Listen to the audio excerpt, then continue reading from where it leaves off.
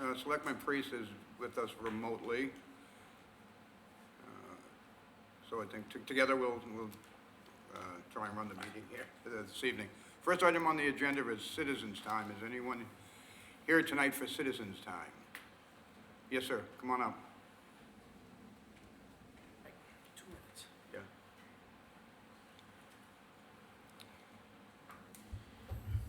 Good evening. Good evening, everyone, and thank you for allowing me to be here today. I was here about a month back, and I said about a month back on some issues that have happened that I wanted to discuss about. And I think we decided at that time that we will meet offline because a lot of things I want to discuss about the discrimination, about the pledge we just took, about the liberty and justice for all. And I know things are very busy for the town, but I would appreciate when we can meet or whether you can allocate me time to discuss those things during this meeting. Okay, I recall that Selectman Priest had offered to meet with you to discuss. So that opportunity hasn't happened yet, yes. That meeting hasn't happened yet. Selectman Priest, you have anything you want to share on this issue? Is that Mr. Prajapati? You muted, Nick. How about now? Can you guys hear me? He's unmuted. Bear with us. Technical difficulty. Yes.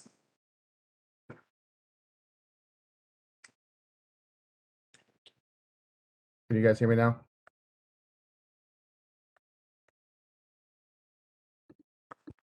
I can hear you, Nick.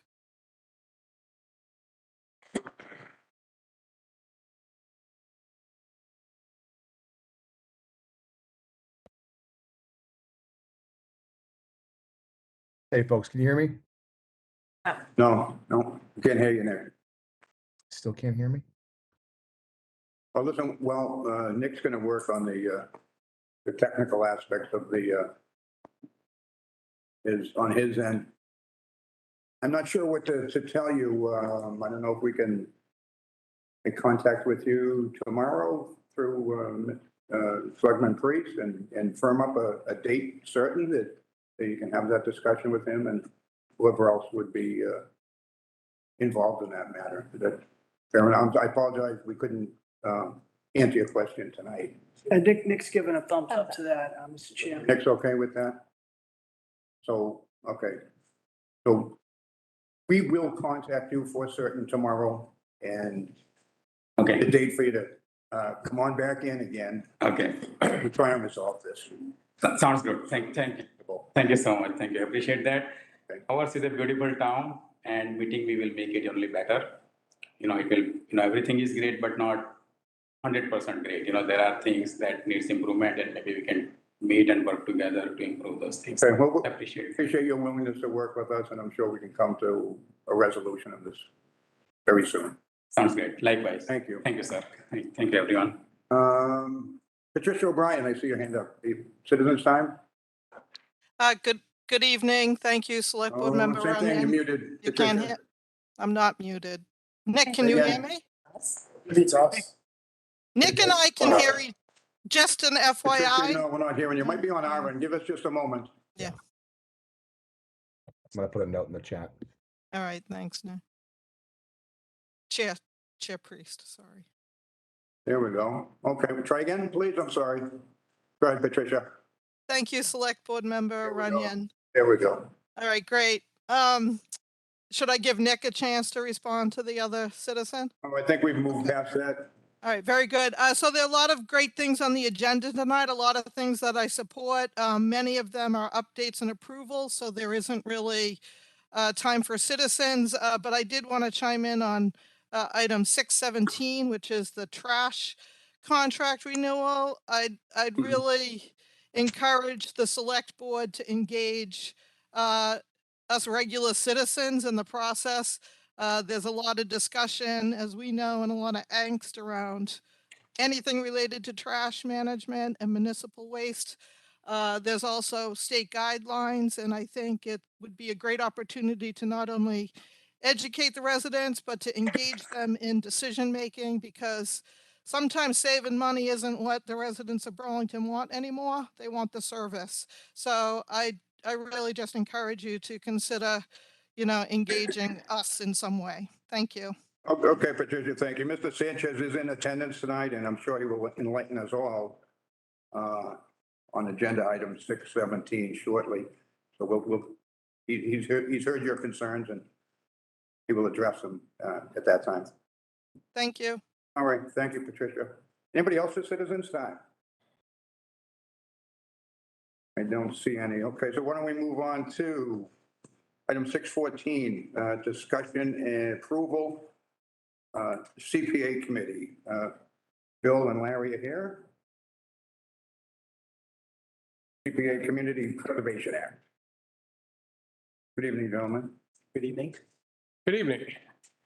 Mr. Sagarino, Mr. Denizio, Chair, Mr. Chair, members of the board, thank you for letting us speak this evening. I'm Bill Boyven, joined by Larry Cohen. We are respectively the Vice Chair and Chair of the Conservation Commission, but tonight we're coming here as members of the Yes CPA Burlington Committee. We came before you a while ago to request your endorsement for passing in a warrant article to put the Community Preservation Act on the ballot, November. We thank you for granting our request and supporting the warrant article at that time. That article passed town meeting by a clear majority. 13 different boards and commissions in town supported it at that level with an overall member vote of 65-3. So the CPA is now going to be on the ballot November 8th. And we're going back to those boards and commissions to see if we can get them to endorse the CPA at this level on the ballot. We're asking for the select board's endorsement, recommending that citizens vote yes on this important ballot question. A small dedicated group of citizens, the Yes CPA Burlington Committee, has been working for 3 years to bring the CPA to the ballot to this point on November 8th. Its passage would represent a significant change to our town's financial governance. It'll bring a new revenue stream of over $2 million a year to help fund programs such as building or renovating new recreation facilities, purchase of lands adjoining conservation areas, creating more senior housing options, and the purchase or preservation of historical properties. The state recognized that these types of projects are often underfunded in the annual budget process. The CPA will allow the town to invest in small, medium, or even more importantly, large-scale projects that we normally can't fund because these projects don't make it through the warrant process because the cost is too high and they have to compete with school, fire, police, and safety priorities of mandatory funding. Our committee has been reaching out and will continue to reach out to many local groups and organizations. Feedback has been predominantly favorable thus far. Individuals we have spoken with have expressed numerous ideas for the use of CPA funds in Burlington.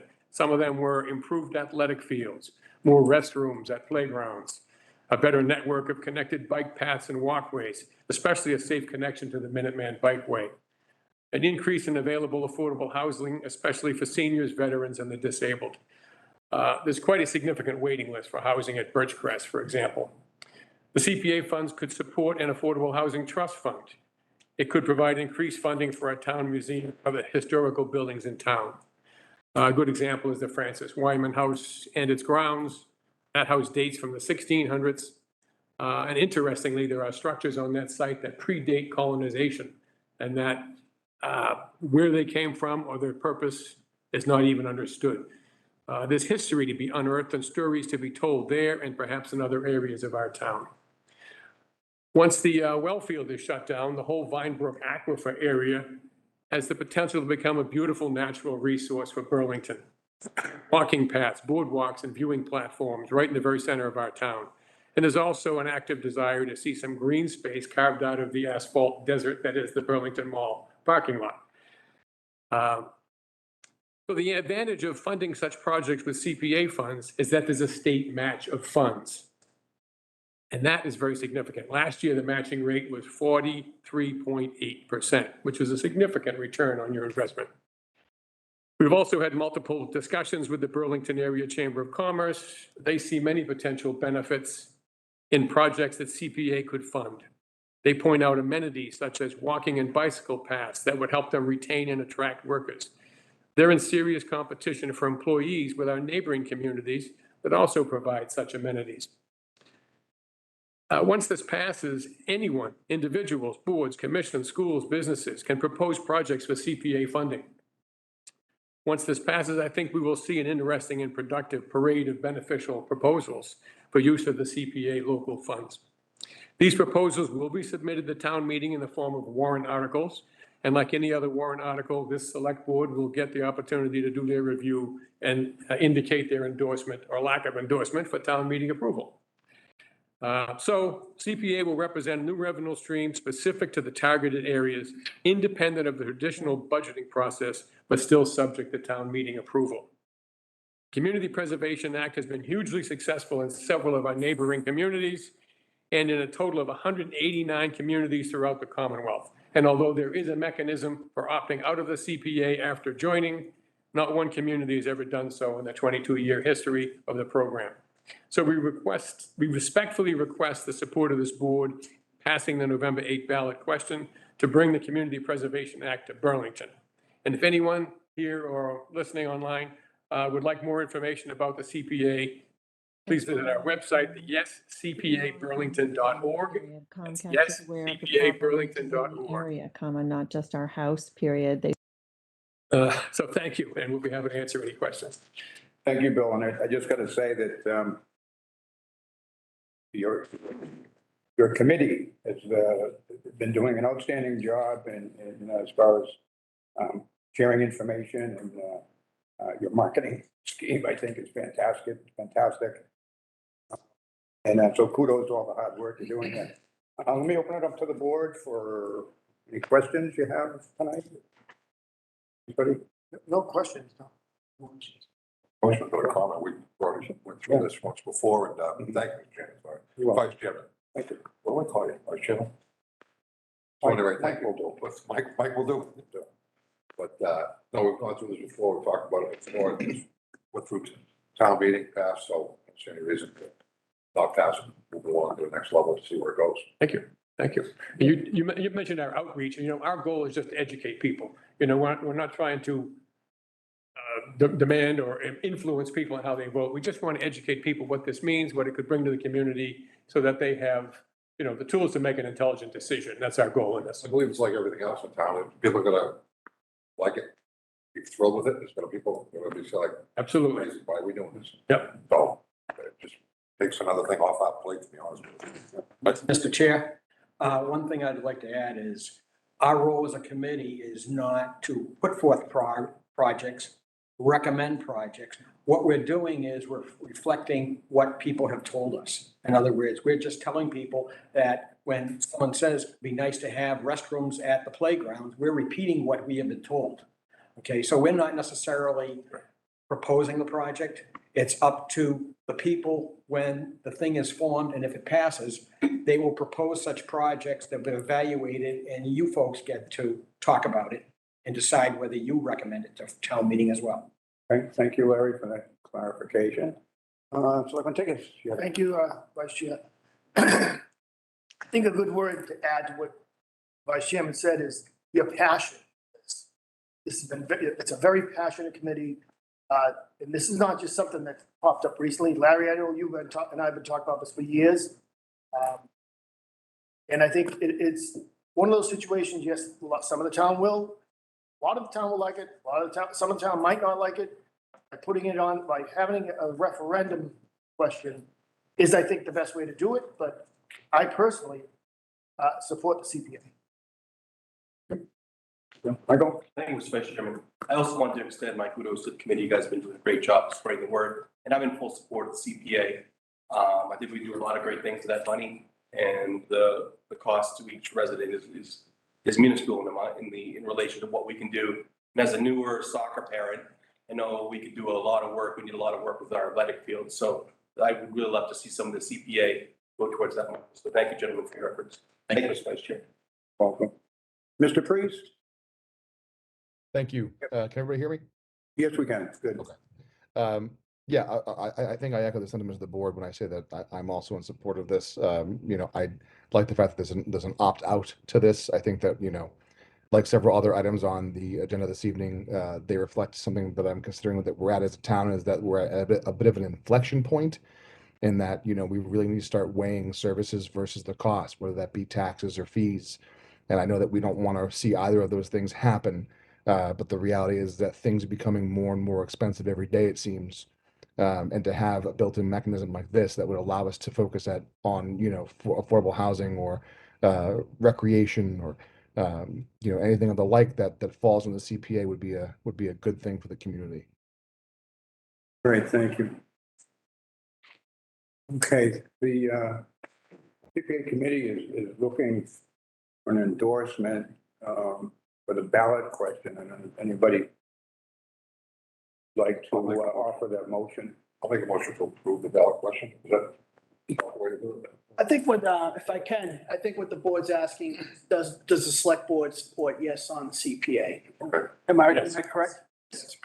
So the ballot question is going to the ballot already based on the town meeting vote. So at this point, I think what the committee members are asking is the board willing to support yes on the CPA as a board, or I think some members have expressed what they felt individually. That's what the request here is tonight. Yes. Thanks, Paul. Oh, I support need a vote on this, or just, Well, yes from everybody, or how do you, how do I make a motion on this? That's my question. Yeah, whatever your opinion is in terms of, Make a motion that I support this, CPA. So your For the board to support to support the CPA issue. on the November I'll ballot. second that. Do we have to do a roll call? yes, it's a roll call vote for every vote tonight. Okay, we have a motion and we have a second. Is there any further discussion on the motion? There being none, excuse me, Mr. Priest on the motion? Yes, I vote aye. Yes. Yes. Mr. Tigas? Yes. Miranda? Yes. Mr. Españo? Yes. And the chair votes yes as well. So 500, unanimous. We'll see you in November. Thank you. Good luck. Thank you, gentlemen. Thank you very much. You're welcome. Thank you. Thank you. Item 16, appointment, accounting technician. Who's going to handle this? Thank you, Mr. Vice Chairman. Within the virtual meeting, we have our town accountant, Julie Delos Reyes here. So Paul, I think I'm gonna handle this a touch. You're gonna read the, okay. So in your backup, there was a memo from Julie, recommending Mrs. Sarah Cawley for a position in the accounting office, the position of accounting technician. It's a part-time position in the accounting office, a key member of the finance team. The memo tells a little bit about Ms. Cawley's background in what she's been doing, and she's a resident of Burlington and looking to get back into the workforce after taking some time off with her children after a career in human resources. The reference checks came back that Sarah, I keep pronouncing her name, so Sarah's communication skills, attention to detail, and strong solving skills will help make her a tremendous asset to the accounting team. Once again, use the pun that we use every time we appoint someone in the accounting team. So, like I said, Sarah's here tonight. And Julian asked me to handle this. She is on the thing, but she asked me for this for her, so. Good. Thank you. With Julie and John's recommendation, I appoint Sarah Cawley to the position of accounting technician in the accounting department and ask that the board waive its 15-day waiting period. So move. Moved And second. and seconded from my right. Mr. Priest. Yes. The tickets. Yes. Mr. Moran. Yes. Mr. Yes. Espejo, and the chair is a yes as well. 500. Congratulations, Sarah.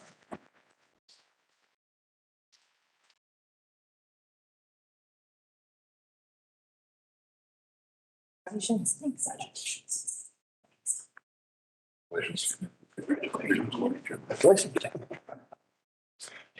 It's done. Good. The school department keep getting our crackerjack accounting team. We gotta put an end to that. Again, congratulations, Sarah. Does your daughter want to come up and shake hands too? I think she does. Item 616, appointments in DPW, Mr. Sanchez and Mr. White.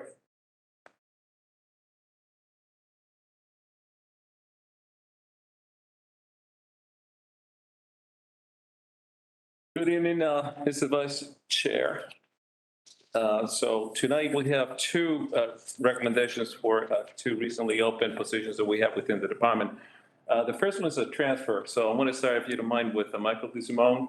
He's a current employee. He's not present here tonight. He's a current employee of the Highway Division, and this is a lateral transfer to our Water and Sewer Division as a pumping station operator. So I think you've seen Mike here before. He's been with us for a few years. He's a great operator. He has the licenses that are required for the job.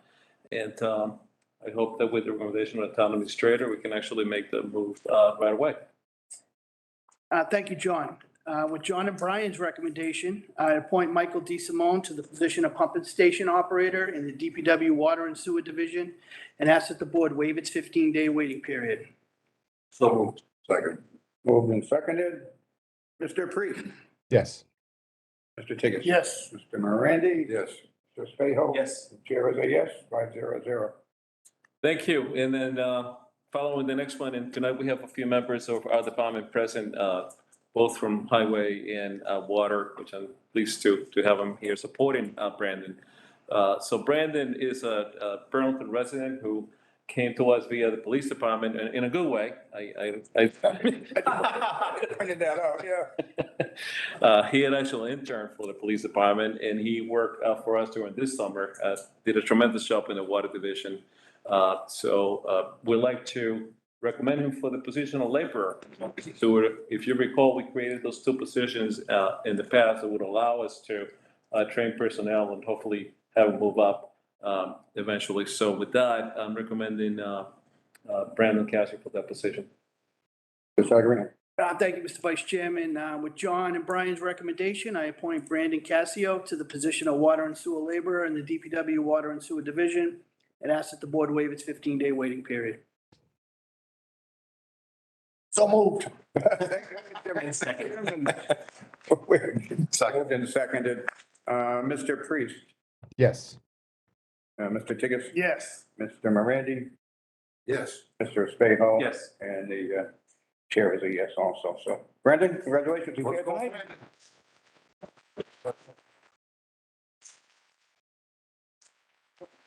Congrats. Thank you. Watch those cords, yeah.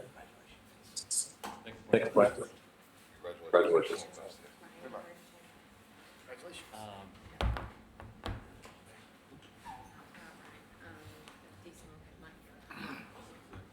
Perfect, thank you.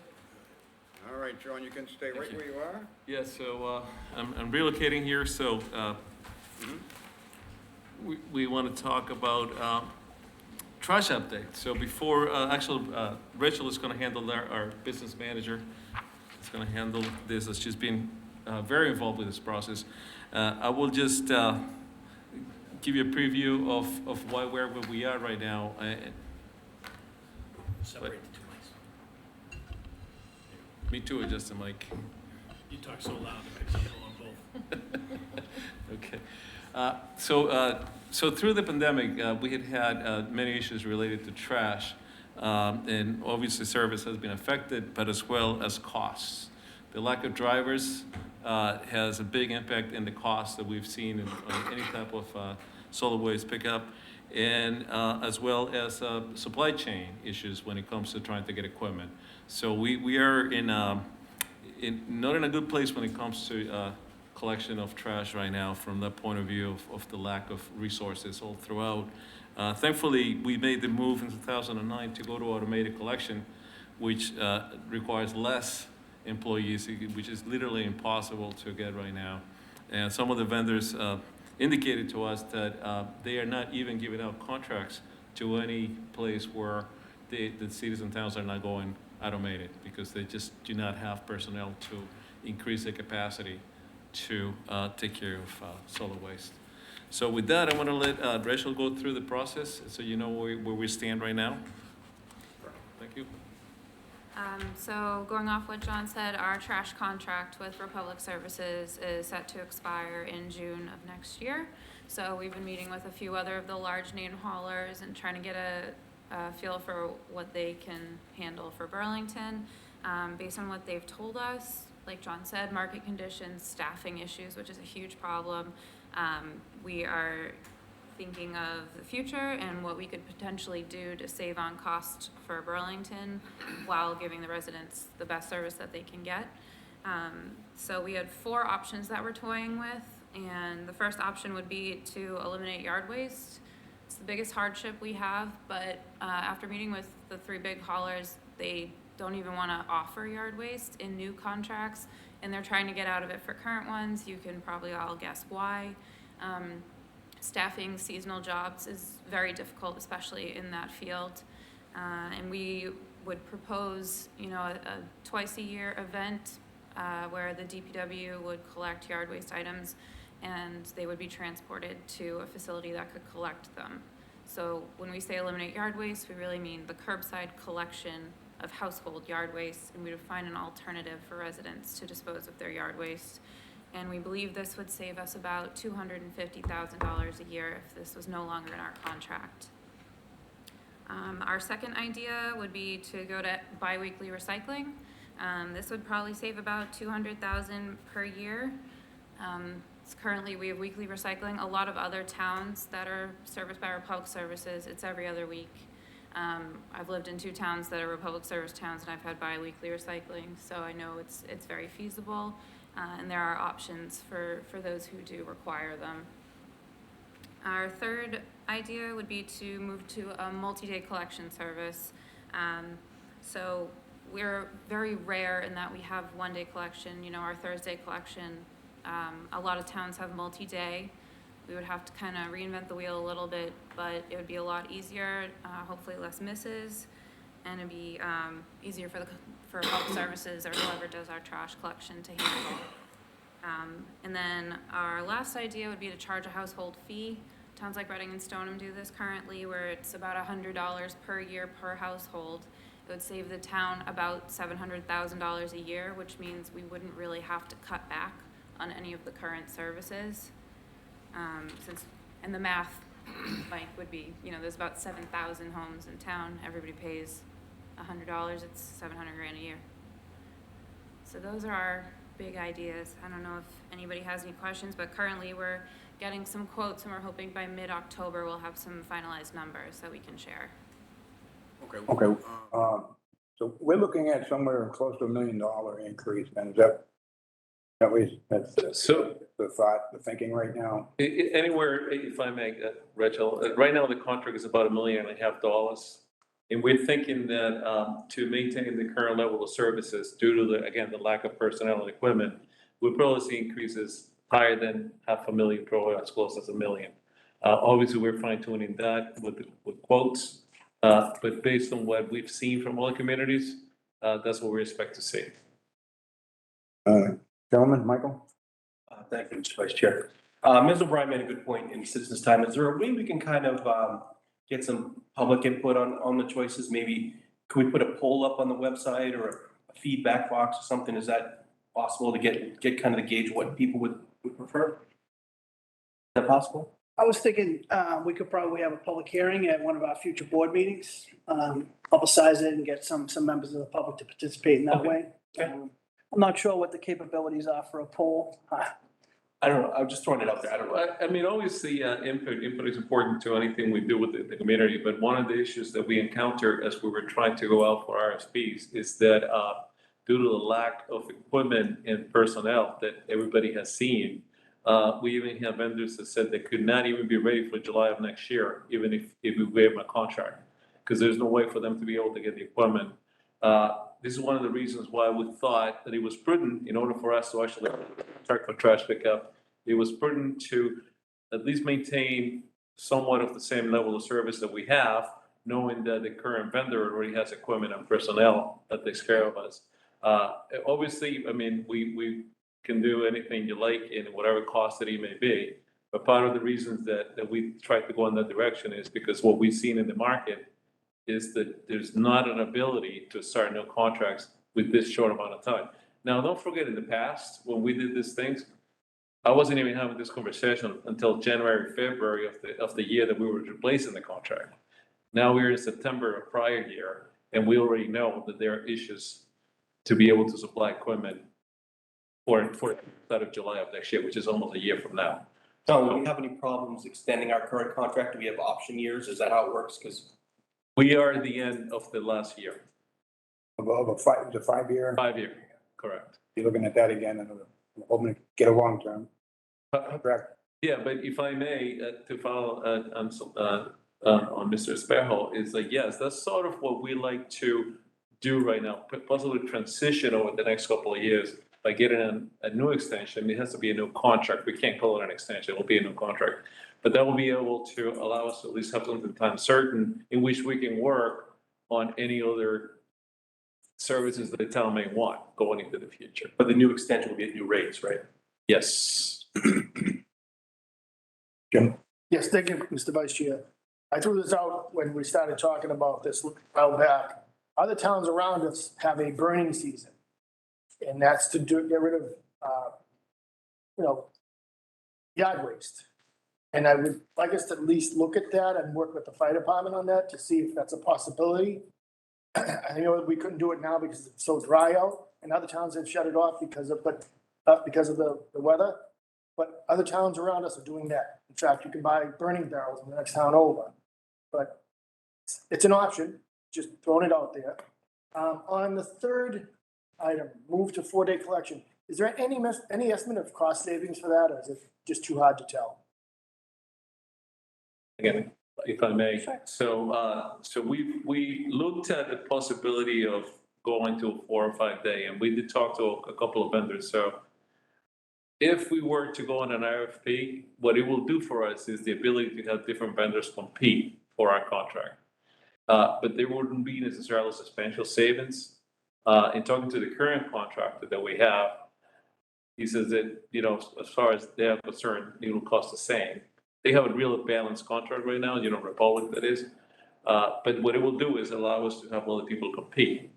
But again, this will be not even for this contract, that will be for the contract after this one, because right now we are limited with the amount of time that we have to actually have something in place for July.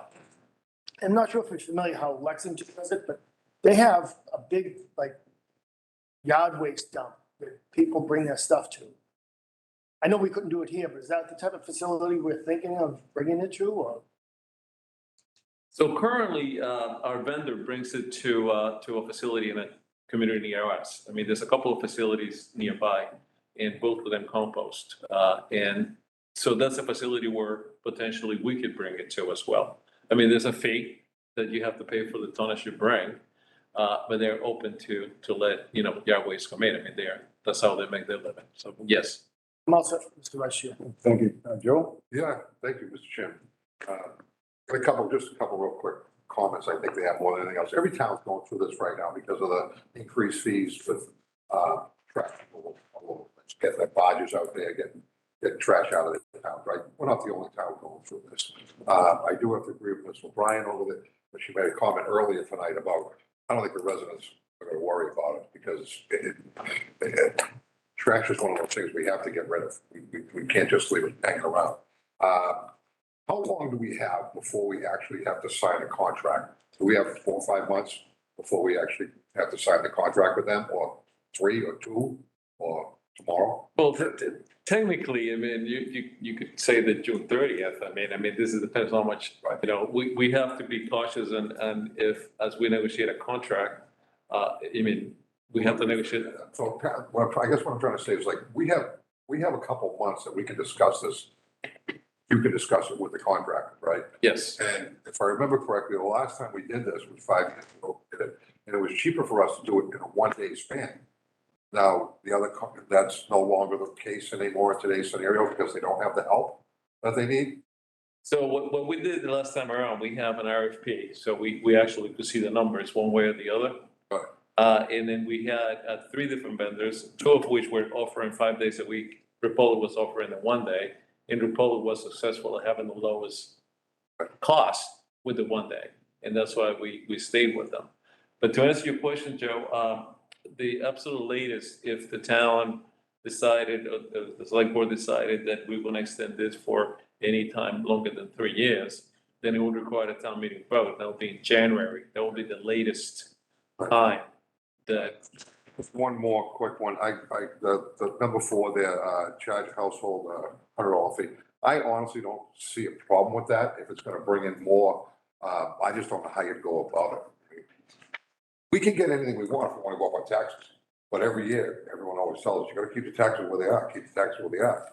We can't keep the taxes where they are and get all these benefits from all these companies. That's where this group and your group and every other group in town has to work hard and try to figure this out. So yes, we can do a lot of things, but nobody wants their taxes to go up, including the 5 of us that are here. We're no different. Yeah. So that's where the catch-22 comes into play. And I'm just saying that for the public out there that are watching that. Yeah, we can do anything you want, but you don't want to go up in taxes, and we really can't. So that's what I'm getting at with that. But I do like that idea of $100, and I think that Mr. Spao's comment about maybe having a public meeting on that might help out a little bit.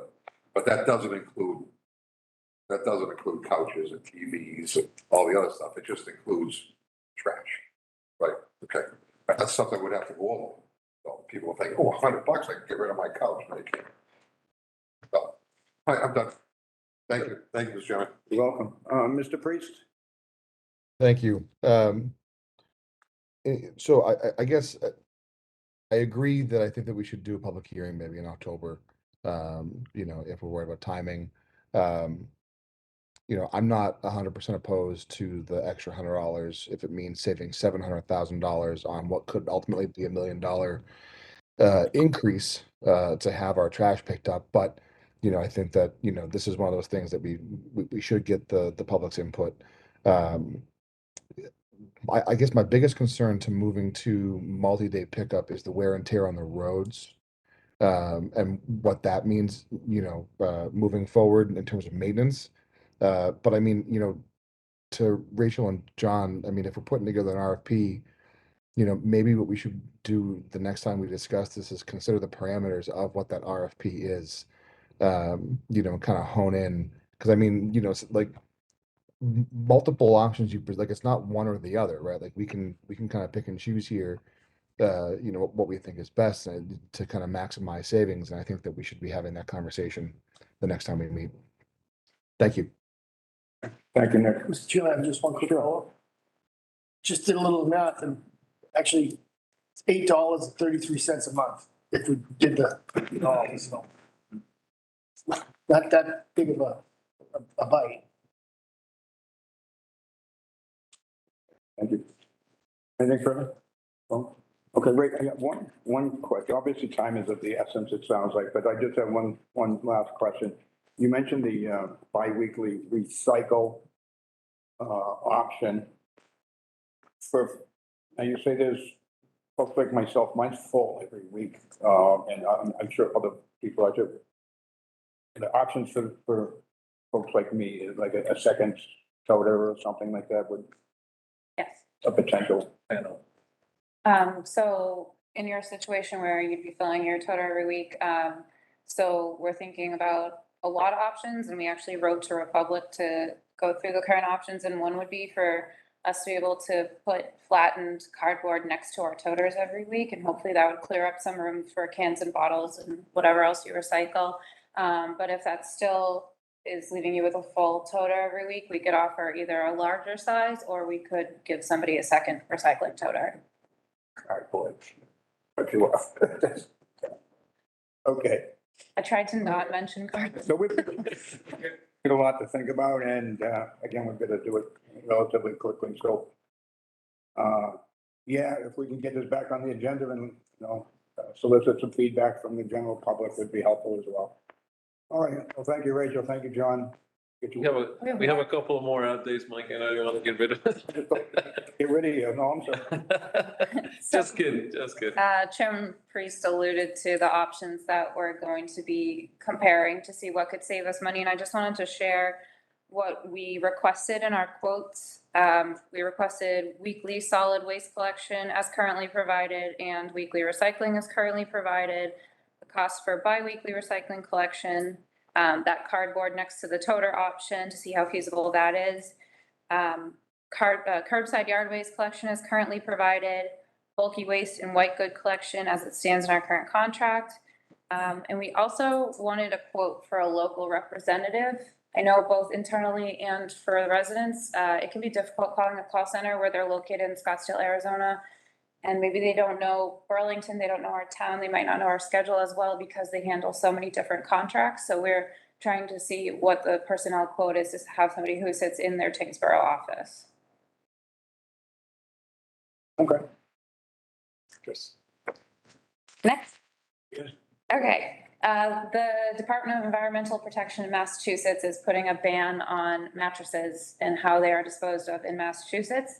Goes into effect in November, and we anticipate Republic Services ending their curbside collection for free prior to that date.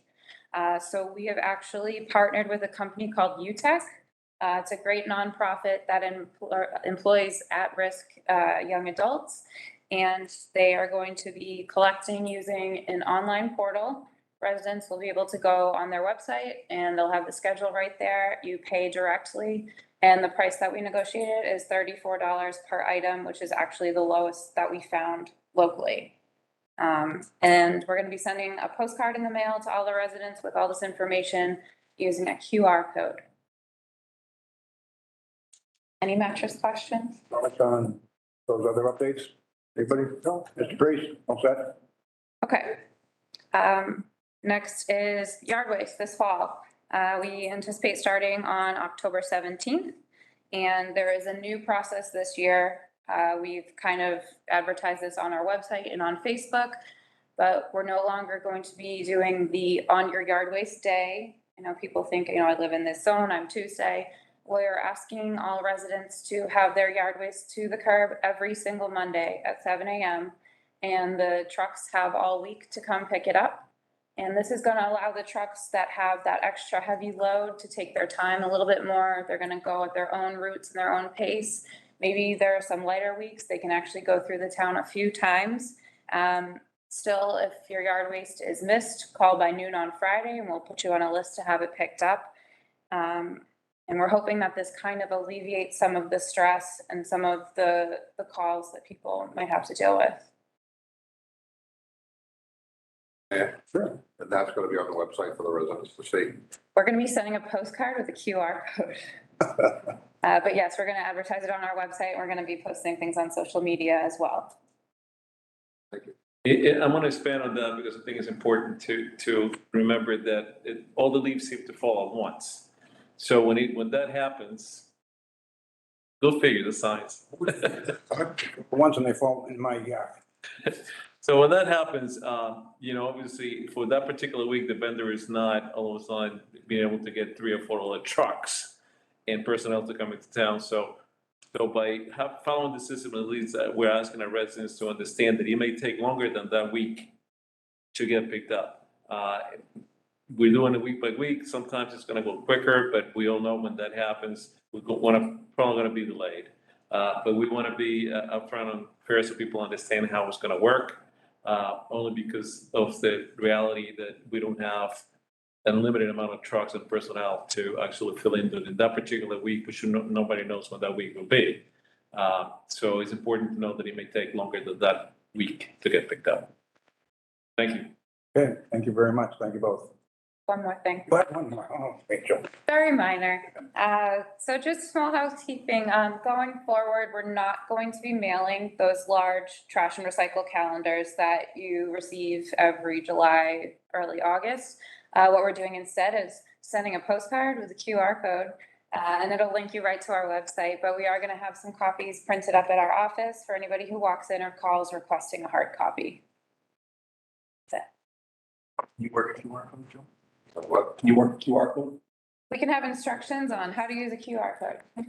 But the regular calendar will be available upon request if somebody wishes to have the pretty copy. So You like us old school guys? You don't want to say that. So that's pretty much, I don't know what that is yet. pretty much it. So thank you again. That's it. Thank you, guys. Yes, I'm sure. Very much. Thank you. Thank Good you. night. Have a good night.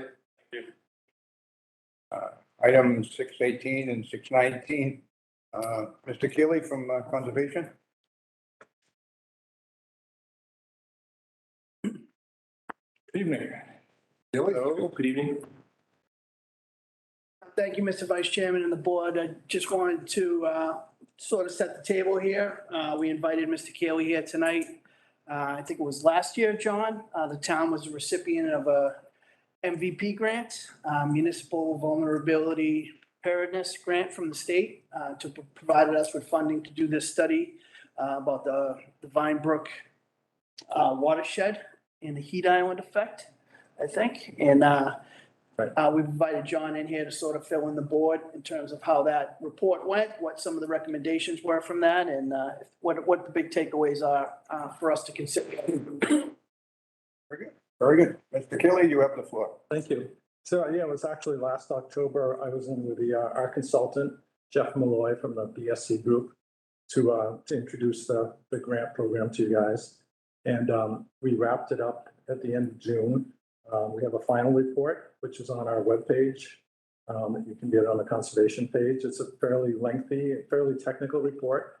But so the MVP program is all about building community resiliency for climate change. So the focus of this was both flooding issues in the Vine Brook watershed and the heat island effect, because the Vine Brook watershed is really the most developed part of town, the most pavement, the area where it's going to be the hottest in the summertime. So the proposals that you'll see in the report involve instituting nature-based solutions, which is basically there's stormwater features using natural systems as opposed to just, pipes and concrete, conveyances. It's more nature-based with plants, removing pavement and making green space, whether it's constructed wetlands or rain gardens or that sort of thing. So the report goes through about a dozen different sites, which are potential sites. Most of them privately owned. There's one or two publicly owned sites, including the Vine Brook Water Treatment Plant site, and make suggestions about what could be done at those sites. So the takeaway from this is not that we have to do anything on any one of those sites. We could take what they're proposing and do it somewhere else. The MVP grant program provides money for actually constructing things. So we got a grant to do some planning, but there's a lot of money out there to actually do work. Whether it's improving drainage or putting in rain gardens, things that are going to help the town become more resilient to climate change effects. So, like I said, there's a lot of money, and most of the MVP grants also require a match. So if the town gets the CPA, that would be perfect for a match. We actually matched our grant through our labor and our department and some of the other departments, their time. So it's on the webpage. If anybody wants to take a look at it. It's basically it. Questions? Gentlemen? I'm good. I'm good. I'm good. No questions. Mr. Priest? Thank you. Mr. Keeley, what do we do now? Well, we have to figure out, we can apply for a grant. We've got to figure out a project. We can go through these specific projects that were identified in our grant and determine whether or not we want to use one of those sites. So the sites that are in the private sector, those are the sort of sites that we can, when a developer comes in, for instance, if Simon comes in and wants to do some work at the mall, we can say, look, we've got this MVP grant. They suggested we do this out at your mall in your parking lot. And, we can use that as a suggestion or perhaps something, more than a suggestion when they want to do redevelopment. And that's, I think, for most of the sites, that's the tool that we're gonna have. When people come in to redevelop, we've got this tool. But beyond that, we can look for projects within town. It doesn't have to be, we selected the Vinebrook watershed, but that's, that's about half the town. There's still a lot of the rest of the town where we could take those same tools and apply, whether it's, when we're redeveloping a site, building a police station or, doing a school or something like that, we can take those tools and apply them there in the development. Okay, great. Thank you. Okay. Yeah, what's curious to me, John, is the properties that are privately held. And I'm wondering if rather than waiting for them to come for permits for other things, do you think it's worthwhile maybe reaching out to them and Certainly some of them. letting them know, we've got, and it would be helpful to the environment and community and even for the. Right. We absolutely have some larger landlords that I think would be open to that. All right. Yeah, sure. I just had a quick question. John, first of all, thank you to you and your team for all the work and effort that you put into this. I know it was a pretty big project. And I guess my question, not to put you on the spot, but if you had to pick one project that we could move forward with next year, do you have that from the report? If are we able to identify one project that we feel like we can move forward with sooner rather than later? I've actually thought of some projects that weren't actually selected that are outside the Vinebrook watershed. One comes to mind where we have a cul-de-sac that was built in the 1970s. You can land a 767 on, which I think would be perfect to, cut that cul-de-sac by like probably knows that it's Angela Circle. It's just reduce the pavement. That abuts the town property. There's a school property right nearby. Reduce the pavement and put in, a nature-based solution. Thank you. Good question, Paul. Thanks. Anything further? Board? Okay, and the next item we have here, FEMA maps? flood maps? Yeah. Okay. So. No, I'll back up on it in a minute. So, last year, FEMA held a meeting, for the towns in the region and distributed what they call preliminary floodplain maps. And we were instructed not to distribute them to the public, but to distribute them to your technical people in your town for review. So I brought them back and distributed them to, the various, building and engineering and planning and whatnot, to have them take a look and see if they had any comments. But, I haven't kept it a secret when, people ask if their property's in the floodplain. I said, well, no, but, it's possible it may change because there are some preliminary maps. So, so word has sort of gotten out, and I know some people have gotten back to their town meeting members about it. So I just wanted to come in and just sort of explain the process of what's going on. The preliminary maps are online, and people can get it if they just Google FEMA Map Center and put in their address. You can get to the FEMA Map Center, and there's something called Other Products. Can I share?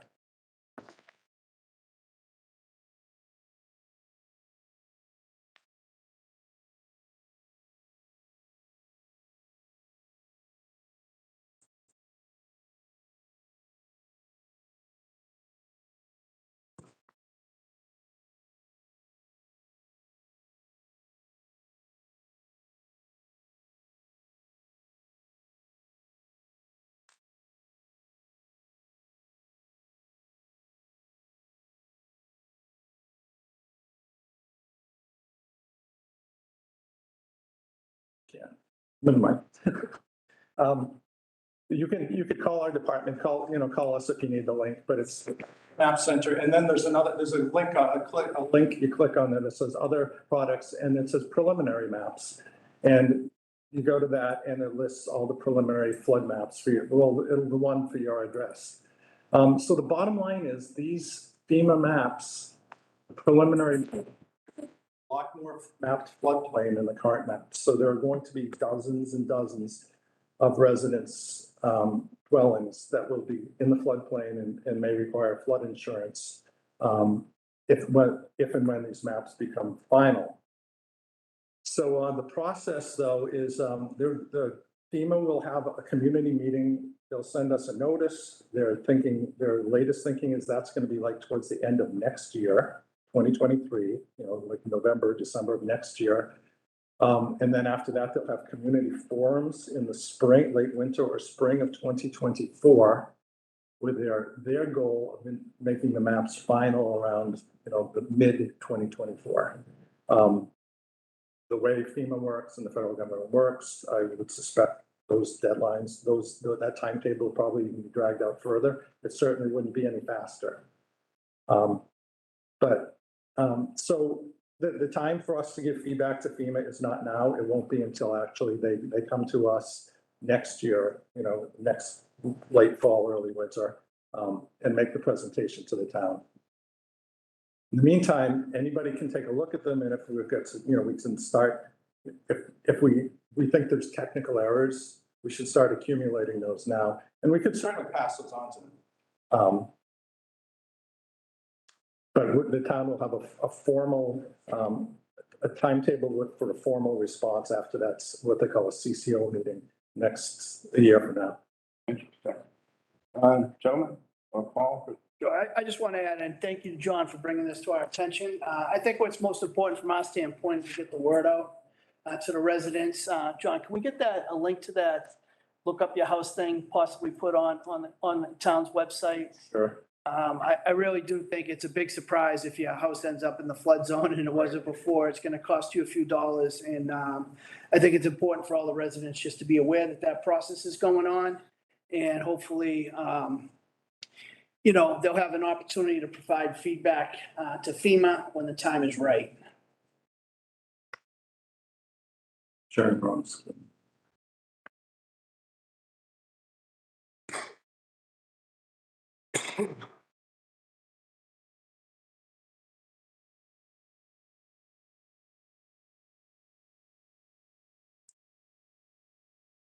Is that you, John? I'm seeing on my screen, unfortunately.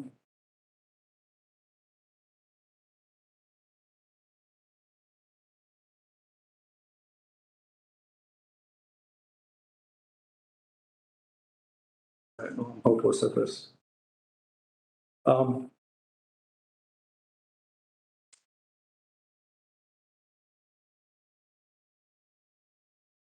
I'm not actually on WebEx anymore. That's part of the problem. It's going to take a bit of perusing to find it, is that pretty much right? Yeah. And that's the FEMA website, it's not the conservation page. No, it's if you just Google FEMA Map Center, it takes you right to it. And then when you get to that page, you just type in your address. Right. And it'll take you right to your FEMA map. And on the preliminary maps, if my house were to show up on the preliminary map, Yeah. that mean that I would be required to purchase flood insurance today? No. Okay. Nope. Okay, so I'm going to take it. No, 2024 at the earliest. Good news. Yeah. Board, anybody, any further questions on the board? Mr. Priest, any questions? If you could, I can't really read it. Is that, who's got their hand up? I can't read from here. Is it Barbara? I'm sharing. I don't know. Barbara, do you have a question for? Yes, I do. Thank you, Mr. Chairman. A couple of quick questions for Mr. Keeley. You mentioned that there would be a community forum by FEMA. Is that something that would happen in Burlington, in each community? That isn't totally clear. It's either in the community or they may have regional ones for a group of communities. Okay. I understand there's not really a whole lot we can do about this, but Mr. Runyon is correct that it's coming as rather alarming to a lot of residents. Some of my neighbors are really upset about it. I'm pretty sure I'm going to be in the floodplain now where I never was before. So I do think communication is going to be really important. And I'm hoping that we can do some outreach to the community when those meetings are held, even if they're not here in Burlington, so that people know about them and can attend. So thank you. Sure. So I just wanted to clarify. So the FEMA maps are being updated for a couple of reasons. One, because storms are bigger. The storms are just larger than they used to be. So a 100-year rainstorm has a lot more rain than it did 20, 30 years ago. Additionally, they have much better information on elevations. It's called LiDAR. So they actually have much better information on the elevation in everybody's yard than they formerly did. So their maps are more precise as a result of that. Thank you. I understand that, and I'm not disputing that. I'm actually not the least bit surprised to hear about it, given where I live. I just think that communication is really important so that people understand and have time to ask their questions and kind of wrap their minds around this and get ready for what's going to be an additional expense coming in 2024. Got it. Thank you. Okay. John, before I let you go, Paul, let me go back up to item 618 on the agenda. It says discussion and approval. We need to vote on anything or accept that report? Or? You could vote to accept the report, but it's not required. We've already have the completed report, John. But if the board wishes to, you can take a vote to accept that. Just Jim brought that to my attention. I overlooked it. So, okay, if we don't need it, we'll continue on. Thank you, John. Great, thanks. Thank you. Thanks, John. Good information. Thank you very much. Sure. Glad you came in tonight. Thank you, John. Next item, 20, Cable Access Committee appointment, I believe it is. Is that right, John, Paul? Yes, Mr. Vice Chairman, I have an appointment to the Cable Advisory Committee. Appreciate all the work that everybody's doing to try to get some volunteers to step forward for some of these vacancies on committees. We received an application to be on the Cable Advisory Committee from Diane M. Curran, and I wish to appoint Diane M. Curran to the Cable Advisory Committee and ask that the board waive its 15-day waiting period. So moved. Second. Joe, second by Jim. Mr. Priest? Yes. Mr. Tigas? Yes. Randy, and the chair is a yes, 4-0. Barbara, you still have your hand up. Did you have a question?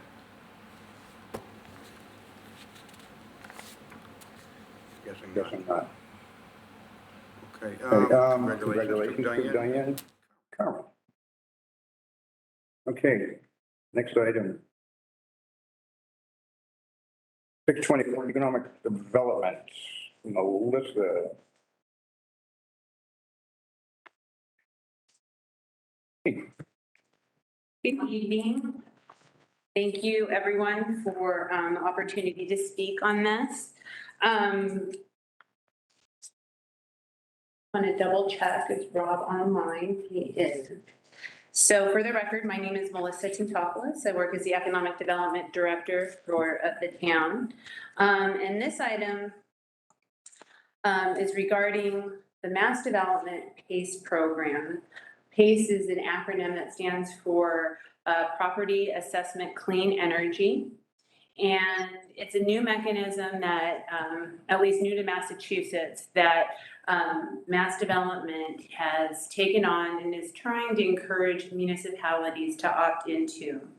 The program adds another kind of economic development tool in our toolbox. It's just a program for commercial and industrial property owners as a means to finance their clean energy and climate resilient improvements in their building.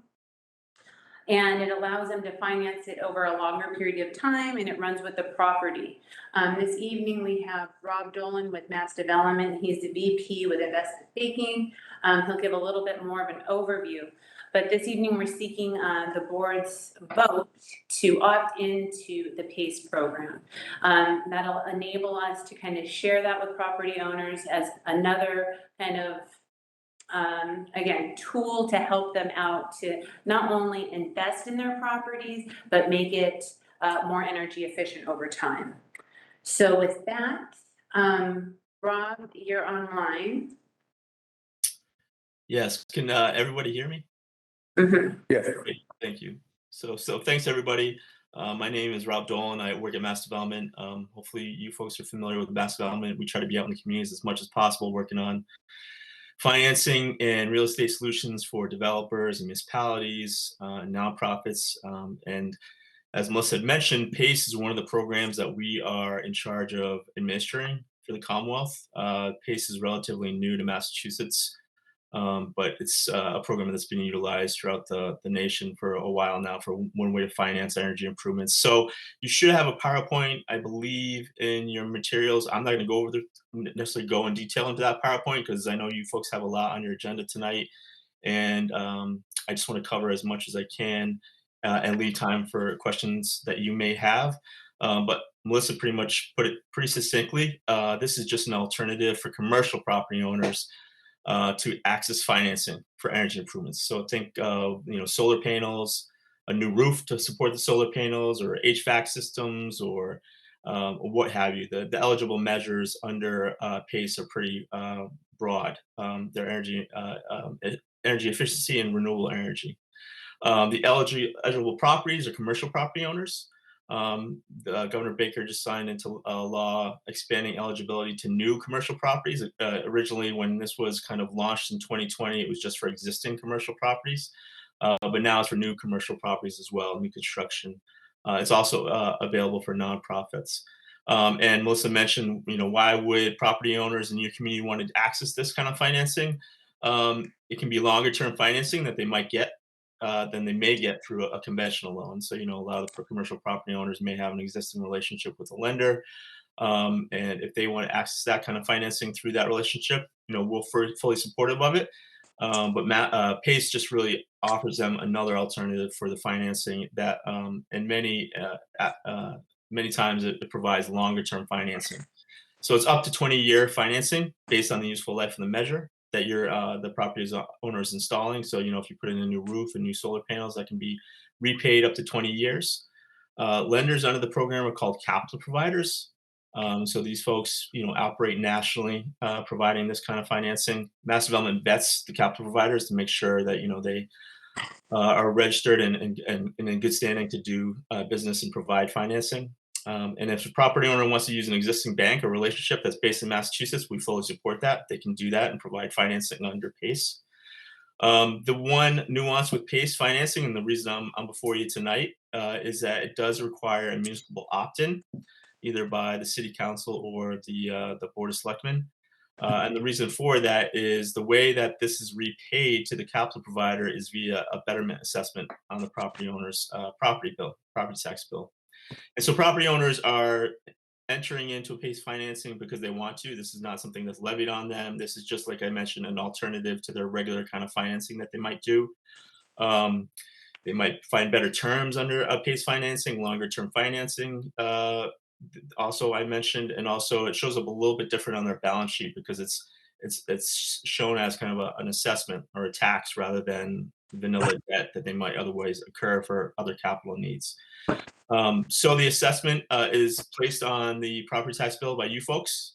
The repayment cycle has to match up with whatever billing cycle you folks are on for your typical property tax bill. So obviously your tax collector and assessor and staff have to be in the loop and supportive of this measure. The two main questions I received kind of cut right through it from folks, the municipalities that I've spoken to, and there have been 58 municipalities that have opted in so far. Is that what does it mean for bandwidth? And what we tell them is we have hired a consultant, betterment assessment consultant called MuniCap, which Mass Development is paying for, that will work with your tax collector, assessor, and related staff in updating their tax software to reflect this assessment. We understand that each city and town has different levels of familiarity with betterment assessments. Some of them do a betterment assessment quite frequently for infrastructure improvements. Some city towns don't have any assessments. So this is a new feature that they have to work through. So we hired a consultant to work with them. If you folks opt into the program and you have a property owner that wants to pursue a PACE financing, we will then work with you folks on kind of getting this updated in your system. Also, the other question I get is, what does this mean for property taxes? And what does this mean for a default? Say a property owner enters into a PACE financing and they can't make payments on the PACE financing. So under the PACE statute, PACE is subordinated to property taxes and any other fees and assessments that folks have in place. So you folks will always be first in line to any property taxes owed by that property owner. And then for default, this is even though the repayment is via a pass-through through a town, if you will. And so, you guys will collect that. You folks will collect the assessment from the property owner, and then you will remit it to Mass Development, and then we ultimately pay the capital provider. If there's a default, it's strictly between the capital provider and the property owner, almost like a private mortgage. The city or town is removed from any obligation if there's a default on the property. Any enforcement or remedy proceedings do not include the city or town. Your responsibility and obligation is just updating the property tax bill when that closing occurs for that property owner. And then, whatever your cycle is, semi-annual, annual, just putting that property tax, that new line item on the property tax bill for that property owner. So that's kind of a high level overview of the program. Like I mentioned, Mass Development works on administrating it. The Department of Energy Resources is our partner in this. They actually kind of vet what the energy improvements are that the home or the property owner is trying to install, and to make sure that they're going to get savings over the life of the loan that kind of are greater than any expenses that they're investing in installing the improvements or doing the finance. So with that, I will. Thank you, Rob. Thank you, Rob. Yep. I was gonna come to you. Thank you, Mr. Vice Chairman. If I could simplify this as much for the board, that's how I like to understand things, in the simplest way possible. I know that sounds like fairly complicated, but what's happening here is a property owner wants to make energy efficiency improvements to their building. They work with Mass Development to work through a lender. They come up with a loan, and the town's only role in this is it will be collecting those loan repayments on the tax bill. So we collect it with the taxes, and then we provide that money to Mass Development to pay the lenders. So the town's not actually financing anything or lending any money or at risk of losing any money on this. We're just here to facilitate the transaction between the property owner and Mass Development. John and Melissa and I spoke with the treasurer collector and the town assessor to walk through the program. They don't see any issues in terms of administering it. As Rob noted earlier, they are putting some effort into working with municipalities to adjust their software system to collect the betterment. So we don't foresee any problems in administering this program in the event that one of our property owners wishes to avail themselves to it. So. Well, good. Melissa, you want to follow up or? No, I think Mr. Sagarino captured it. We're intermediaries really through that process. And the reason we opt in is to make sure that the municipality is really comfortable, staff is comfortable with that process. And that's what we were able to confirm with our staff, the assessor and treasurer's office. This subject sort of rings a bell with me. We've had this discussion, I thought, a while back, though. Sort of let us know this would be coming. Gentlemen, any questions? Jim? Just simplify it. Would it be improper for me to say this is like a mass save loan, but for businesses, and the municipality has to opt in? I'm not as familiar with the Mass Save loan. Is that, Rob, can you compare it? Well, I think Mass Save may be more focused on residential property. This is strictly for commercial property owners, and they are linked up to capital providers, i.e. lenders, private entities that want to provide financing for these improvements. And the city or town is pretty much, as mentioned, the intermediary that passes the money, the repayment back to the capital provider.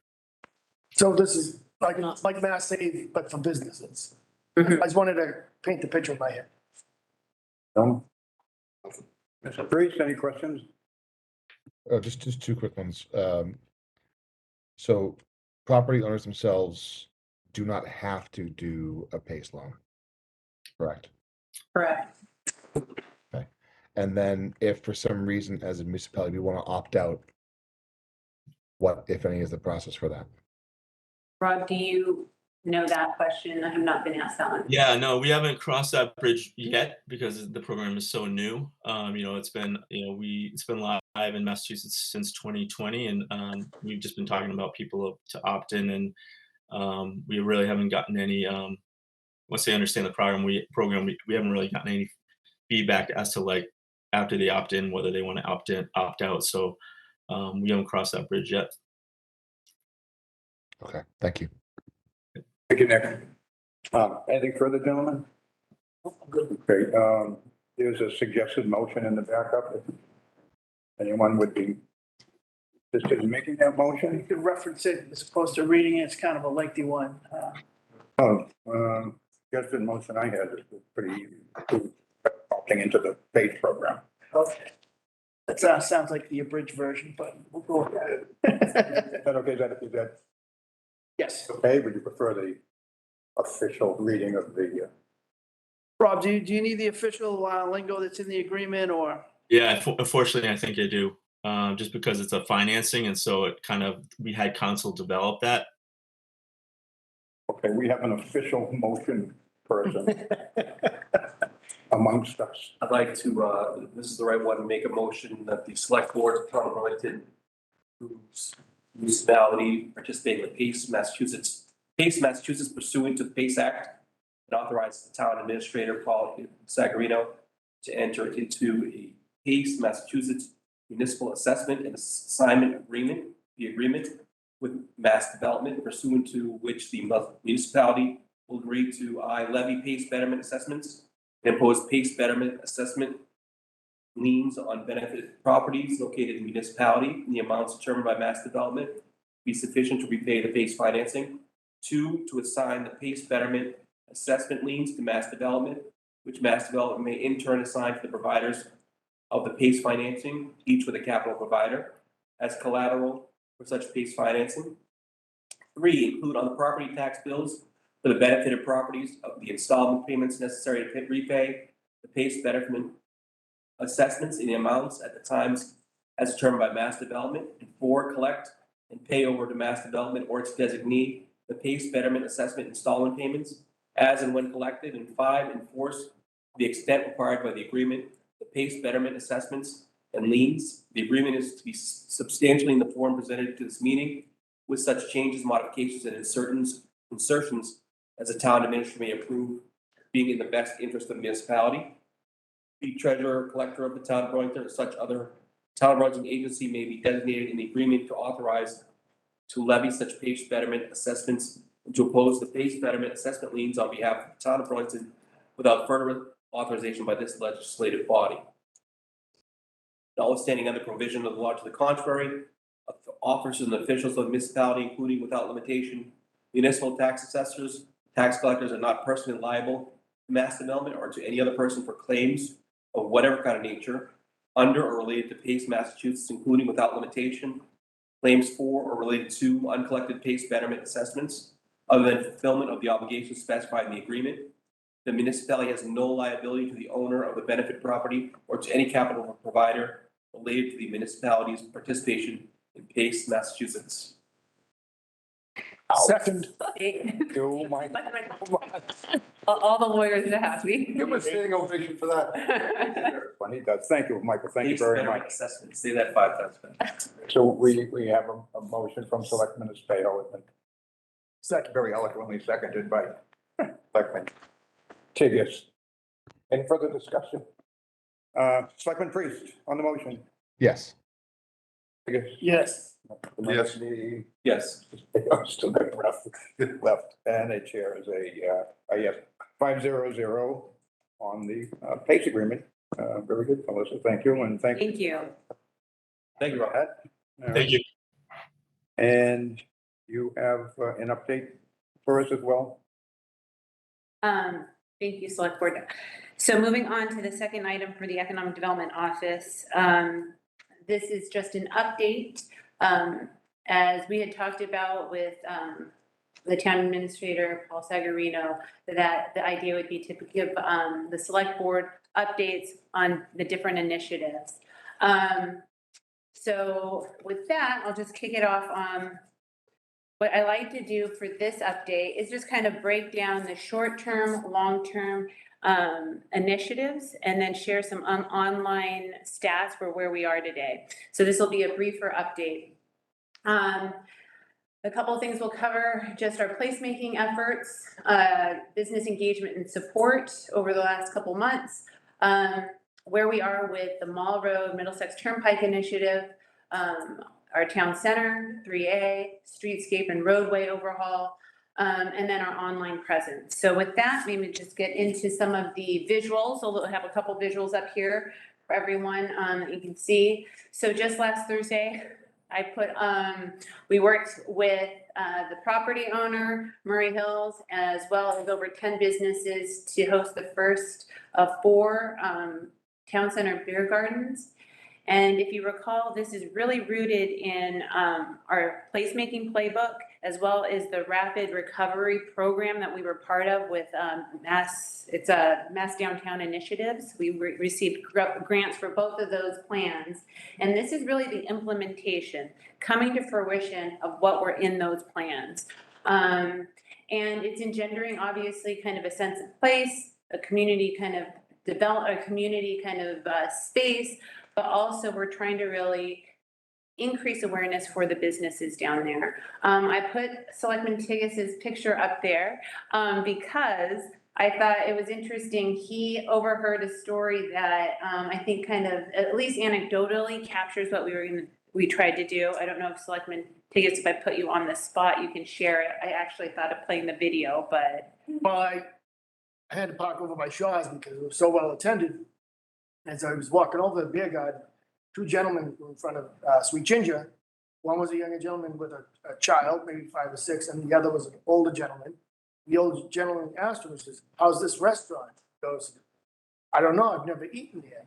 And then he paused and says, "You know what? I think we can try." So that kind of, I thought, symbolized what the idea of the beer garden was, is people come down there and they get exposed to what it is. And I think that business benefited greatly that night. Oh, yeah. Thank you, Selectman Tiggis. Yeah, so we don't have our full counts in yet for that first night, but we have an estimate from 275 to 300 attendees. We have, again, anecdotal reports from town True North, as well as Viet Citron and Alameda on their sales, and some uptick in new businesses that they didn't know that they were, kind of in Burlington and serving what they did. So I thought that was exciting.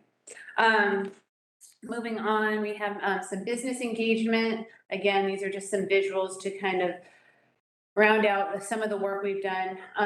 August was relatively slow, so we didn't have as many visits, but we did meet with the Wilder Properties. They are the property management team for Wayside. And similarly, they've been going through, after COVID, they've been going through some struggles tenanting some of their spaces. They've been very active in working with smaller entrepreneurial I would say entrepreneurs. And our office also, secured a small what they call a pop-up grant. So we worked with M3, and what we were able to do was help fund some of the temporary pop-up spaces. So Anna Casalisa that we mentioned, she's a Burlington resident making handmade clothes. She was able to occupy some of the space and get a foothold for her business. Made in Burlington has been there and has been thriving. And some of their new tenants will be kind of the J. Crew factory outlet that'll add to some more of the foot traffic over there, as well as a new med spa. So they're excited about that. There's some transition, but you can see some parallels of what they're doing. That picture underneath, bottom left, is their attempt at the farmer's market. Again, trying to create new, fresh interest in foot traffic. It was relatively well attended. They have another one coming up in October. But that's kind of the retail kind of visit recently. And then next door I visited Work Bar. We had heard a lot about what was going on in Work Bar. So I just initiated one of the first visits to see kind of who is occupying some of these co-working spaces. And they're actually a little bit more, I don't know, they want to hold their cards close to their vest of all their, the tenants in that space. So I didn't get a new list of who is in the work bar, but I think it did have a good vibe. And I think that's some place I kind of want to explore a little bit more from the economic development perspective, because there's a lot of high-end or large corporate folks that are in Burlington that are having some flex space there, as well as an entrepreneurial startup. So it's a really interesting dynamic space I think we should be watching kind of going forward. So that's kind of on the short term. Some of the long-term work has been, we can go to the next slide, on the Middlesex Turnpike, what we've called, in the report, Burlington 128 District. I think we need to work on branding it in the name, but if you recall from our last meeting, a lot of the data and information I was sharing came from this report. So now the report has been finalized as of August 2022. We finalized it, it's online. I did put the address there, but I can, I think there was a link to your packet. But just so you know, and just for those people at home, this was a longer term, or I would say a larger vision to what Burlington in our commercial district can be into the future. So over the last 10 months, we worked with the consultants, and we had over 3 different community forums with over 80 people. They were mostly online given COVID. But the general consensus is that our current development patterns, especially in this area, are not as conducive to the flexible and the evolving nature of life, like work and live spaces. And that's whether it's remote, whether it's more about wellness and connectivity. And so the result, if we go to the next page, kind of the takeaways, is themes that came out of that were concepts of what we call a 15-minute city. A 15-minute city is essentially you are able to either walk, or whether it's biking, or whether it's getting on some transit, that within 15-20 minutes you can get to where you need to be, but not in your car necessarily, not in your traditional single occupancy vehicle. And that starts to make if you start to think about what that is in the built environment, that's a little bit more compact development, that's a little bit more mixed use, and it's a little bit more, mixing our residential and our commercial in a way we haven't really done historically. As you know, across the nation, these have been more isolated uses, especially in more suburban communities. So we want to start thinking about how we mix them up. The other piece of takeaway is that there were over 100 acres of development potential in this area. If we identify a lot of the surface parking, with parking being consolidated, we see a lot more potential for enhancing the kind of underutilized, underperforming asphalt. And then how do we get there? I think that's the big question. And that's the recommendation, is look at new zoning for this district.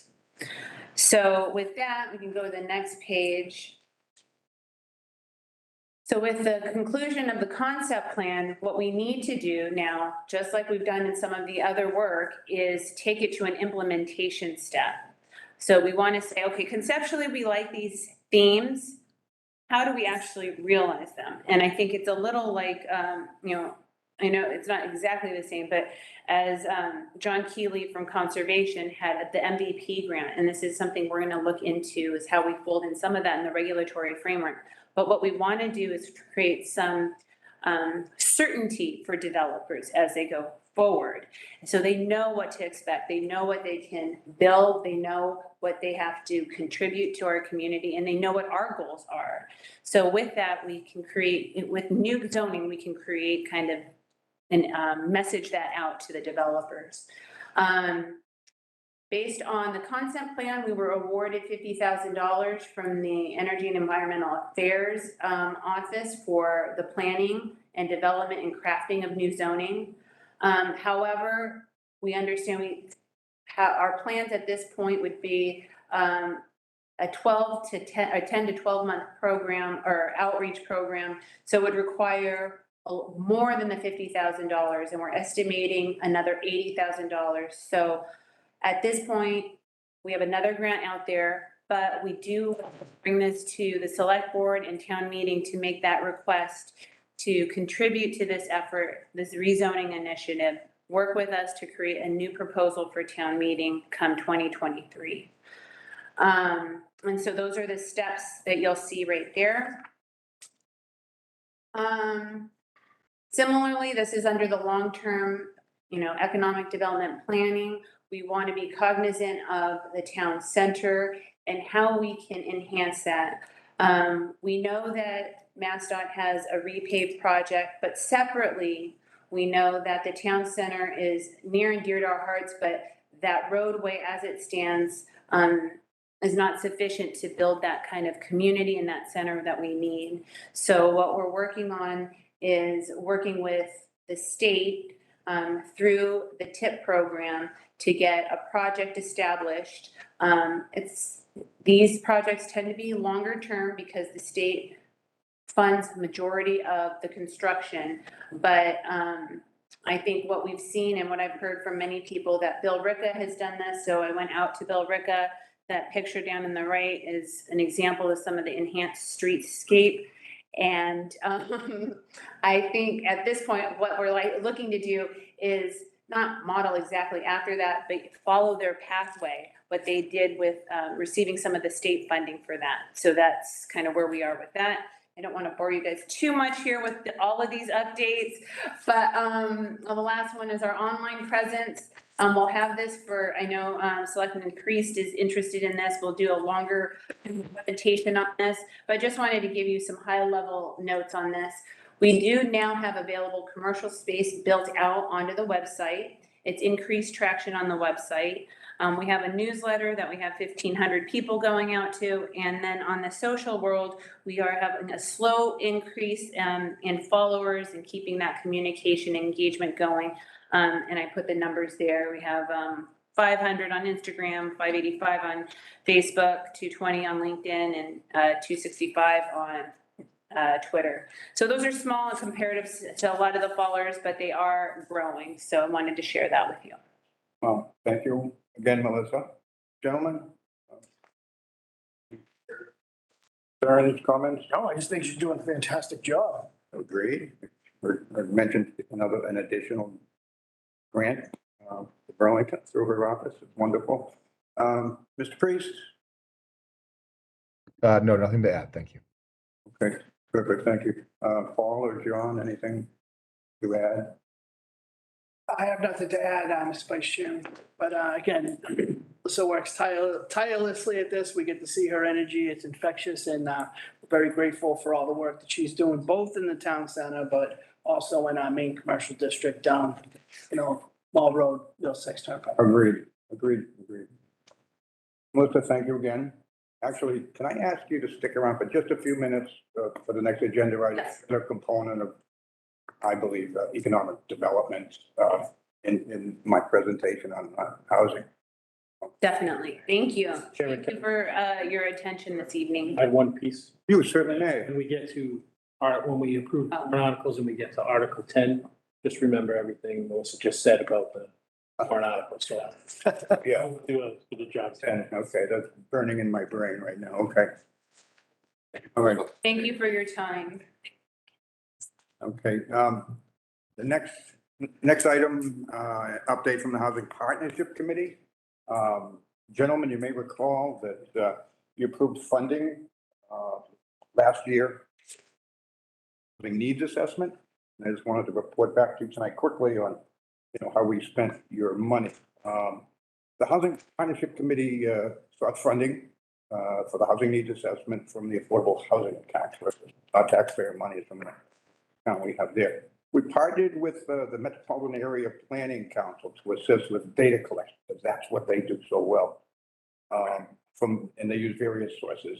They also proctored a series of focus groups, surveys, and an open forum from a very diverse group of residents and real estate professionals in the area. But over 200 people participated. over a period of months.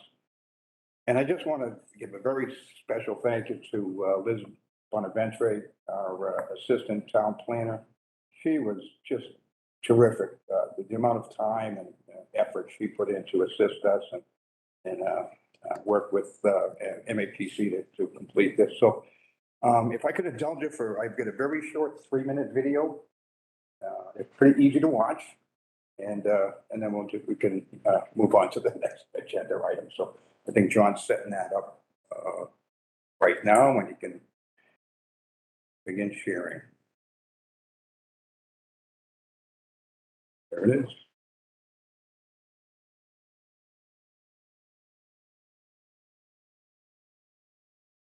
Oh, I don't have any volume, John, but No. oh goodness.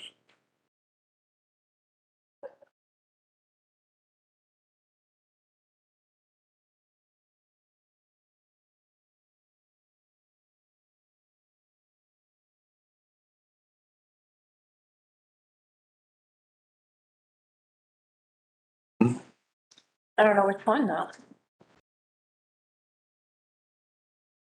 It's logged in twice. I don't know which one. In Burlington, like many places in Massachusetts and around the country, it can be hard to find an affordable place to live. Rents and home prices are through the roof. To learn more about our town's housing challenges, the Burlington Housing Partnership Committee worked with MAPC to examine data about our housing and demographics, and also listened to the concerns of residents. The final result is a comprehensive housing needs assessment, and there are 5 key findings in the report. First, Burlington needs a greater variety of housing types. Nearly 2/3 of our town's housing stock is detached single-family homes, which tend to be both large and expensive.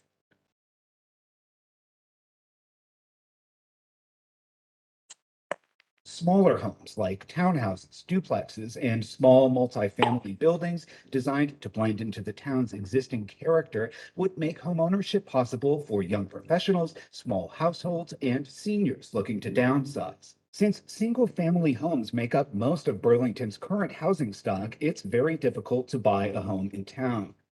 Today, someone would need nearly $140,000 in savings just for the down payment. And with rents through the roof as well, saving this much money is virtually impossible for many young families.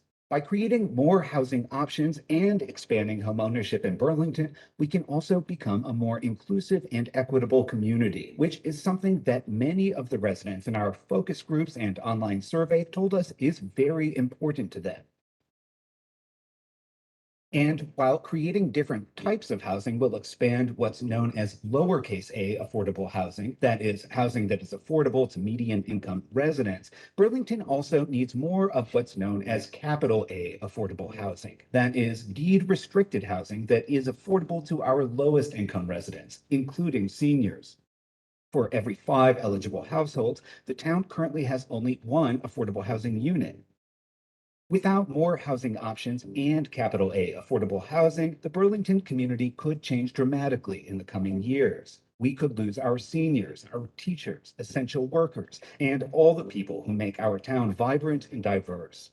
Putting myself through school so I can hopefully afford it someday, even looking at what I would make as a nurse, I would still have to work very hard to try and stay in this community, which I just find it a little unfair because I've grown up here, my daughter's growing up here, and I should be pushed away.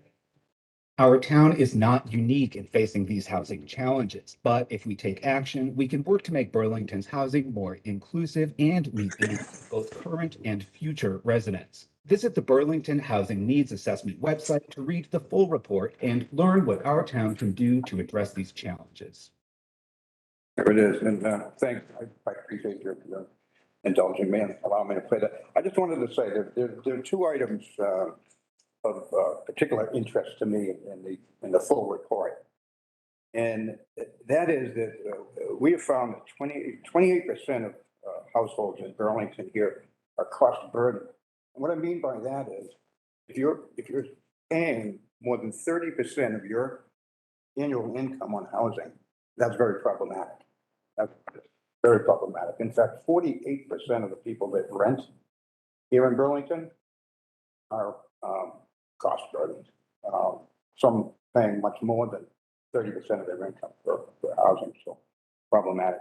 And the other item I just want to point out is the lack of middle housing or workforce housing. This is housing for folks who are over income for the affordable units, yet they don't make enough money to live here in Burlington where they work. And that's really an area we need to address. We want to continue to have a strong economic presence here in Burlington. One of the major factors employers consider is housing for their employees when they decide, where to locate or relocate. So those are just a couple of items of interest. Kerry Donahue will have a full presentation for September town meeting. So I thank you for your time, allowing me to share that update with you. Thank you.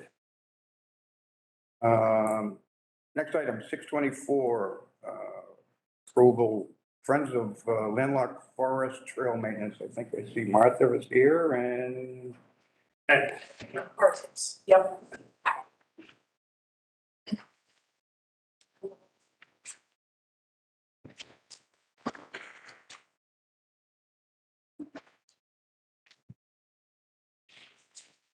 Good evening.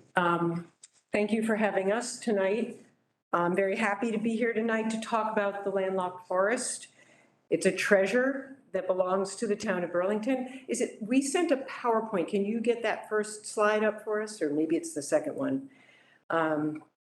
Let's see, the next one. There we go. I was there a couple of weeks ago, and just a couple of weeks ago took these pictures of the treasures that we have in the landlocked forest. On the left, it was just these little tiny plants and twig and branches on the ground, a tree that had mushrooms growing even in this drought, and the meadow that we've tried to keep a meadow by mowing it. We've been trying every year. We don't think we got it for another year and a half now, but we're working on that. But it's just really lovely. I hope that you all get out there this fall because it's really beautiful. We are fortunate to have many volunteers, especially the members of the Greater Boston Chapter of NEMBA, the New England Mountain Biking Association, and the Landlocked Forest, who help us take care of the forest and improve the experience for those who use the forest. We're so fortunate to have this 240-acre forest in Burlington. During the drought this year, all of the streams have dried up, but the forest is mostly green, and it continues to provide habitat for many plants, animals, fungi, and it's a lovely respite for all the walkers, hikers, and bikers who use it. Some of our volunteers have also been working over a year on updating the sign system and the trail markings. I'm going to let Ed tell you a little bit more about that. Chris Warren has led this plan, this organization. Mike Tabazinski has managed the map software, and many others have discussed how to make the forest more user-friendly, how you're more easily used by those of us who love it. John Keeley, as always, has been a big help to us. Thank you, John. We also met with two members of the Kawasuk Band of the Pennacook Abenaki Nation, Denise and Paul Pouliot, to walk the forest with us. They have given us ideas for indigenous names that we are using on the map that you should have in your packet and that are on the map up there. For example, Zatamozik, if I'm pronouncing it correctly, means blueberry bushes. There are many blueberry bushes in the upland areas of the landlocked forest. So we tried to find areas of the forest that would relate to some of the indigenous names and places. We also kept some of the historical names like Old Kendall Road. It's our understanding that the Pennacook and Abenaki people used the land that we now call the landlocked forest during the summers for their fishing and hunting. So we are presenting this new map and signs tonight for your approval. And I want to pass it on to Ed Parsons. Thank you. I'm Ed Parsons, a town meeting member for Precinct 6, friend of the forest, frequent visitor. and a member of NEMBA, the Boston chapter of the New England Mountain Bike Association. For years, we have noticed that there are areas of the forest that are difficult to navigate, and especially new users can easily be turned around and have difficulty. And we wanted to improve that experience. So a couple of years ago, the NEMBA and the Friends of Landlocked Forest began to sit down. We reviewed the map, so we talked about the various names that were used. Sometimes there's different names used by different users for the same trails, and identify the trouble spots. And so we decided that some trail naming and some improved signage would be very helpful, and we established 3 principles for those. First, that they be simple, useful, and understandable to all trail users. Second, that they be minimal and respectful of the natural environment. And third, that we preserve these signs, names, and directions wherever possible. And the final product is sketched on the right. That is our map in progress. You have a backup that hopefully is more detailed than what you can see on the screen, but in orange markers are signposts, and in 2 bright green markers are places where we'd like to install maps to help guide users of the forest trails. The final product clearly identifies 3 major exits so people can find their way out. It preserves the 4 hiking trails that are currently marked with arrows in green, red, blue, and yellow. It simplifies the numbering system that was in use for all the intersections. And wherever possible, we've used universally recognized or traditional or historical names and commonplace names, north, south, place with the blueberry bushes. We indicated in an Abenaki translation and in the English on the map. We'll use those going forward. What we have a plan for on the next slide, please, is to use this simple signage. These are called Carsonite Signposts. They're well proven, they're rugged and resistant to wear and vandalism. They're used in a number of national and state parks that are nearby. And they provide an elegant solution for accomplishing these goals. The next slide just shows an example zoomed into signpost and intersection 2, which is indicated at the top of the post. This is the markers that would be on 2 sides of the 4-sided post. We can indicate the exits and the distances and the trail names and give directions. So with your permission, we'd like to go ahead and install those signs, update the maps. And we want to thank you for your stewardship. All the materials and the work to do it would be provided at no cost to the town by volunteers and coordinated by the Greater Boston NEMBA chapter and the Friends of the Landlocked Forest.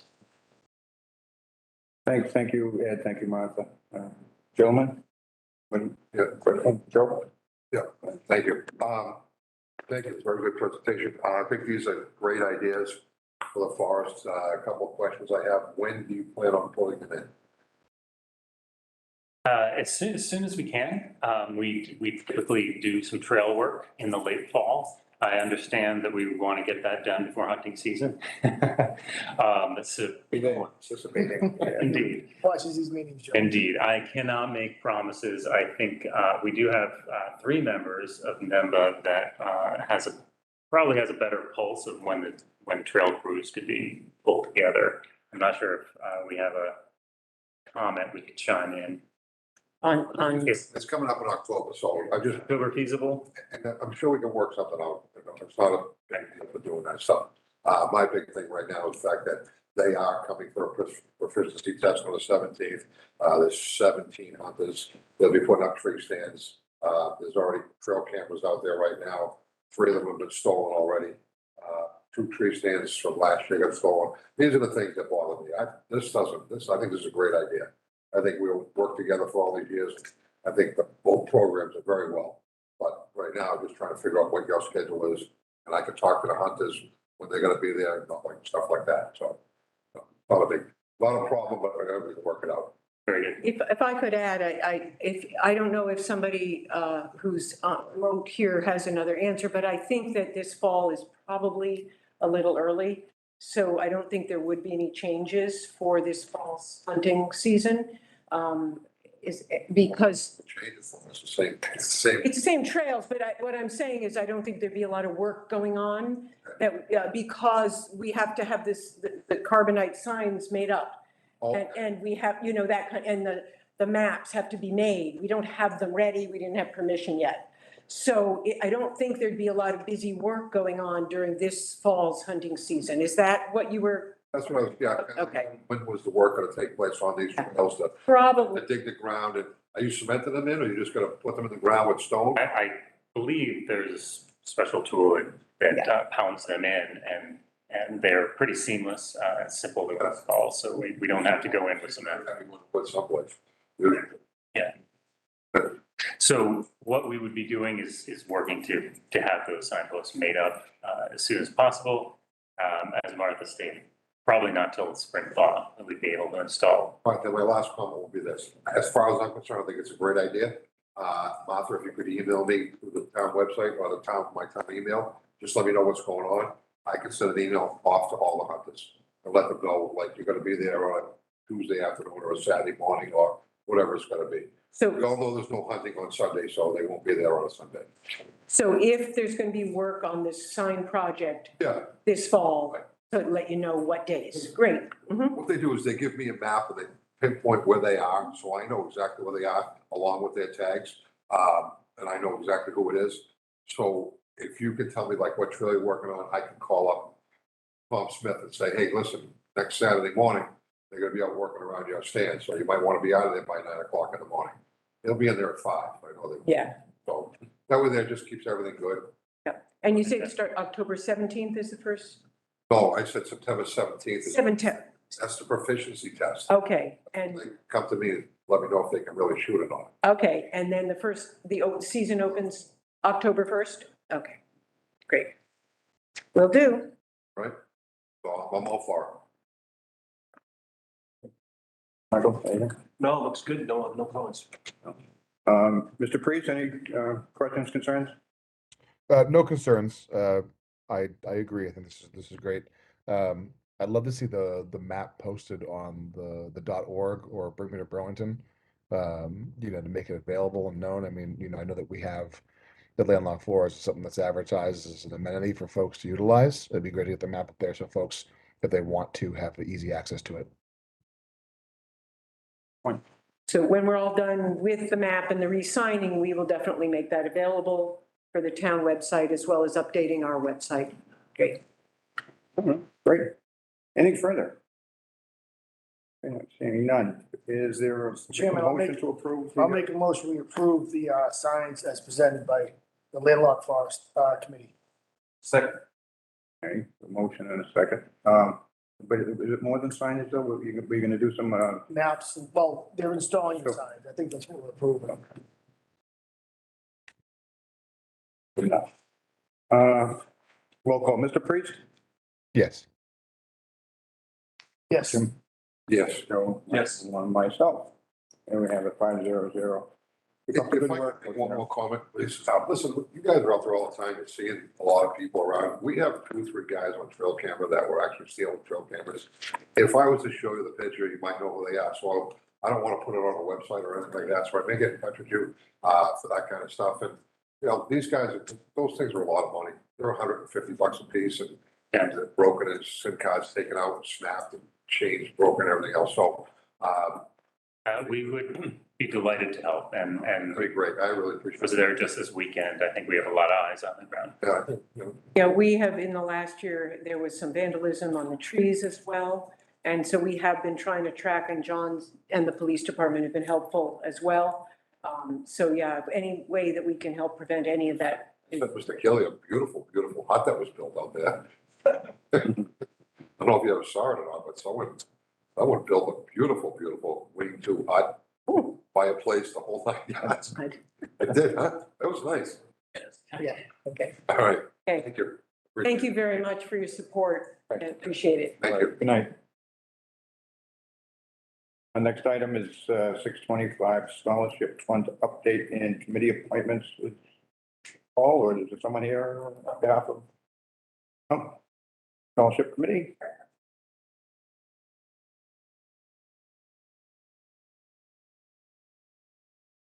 Good evening. Hello.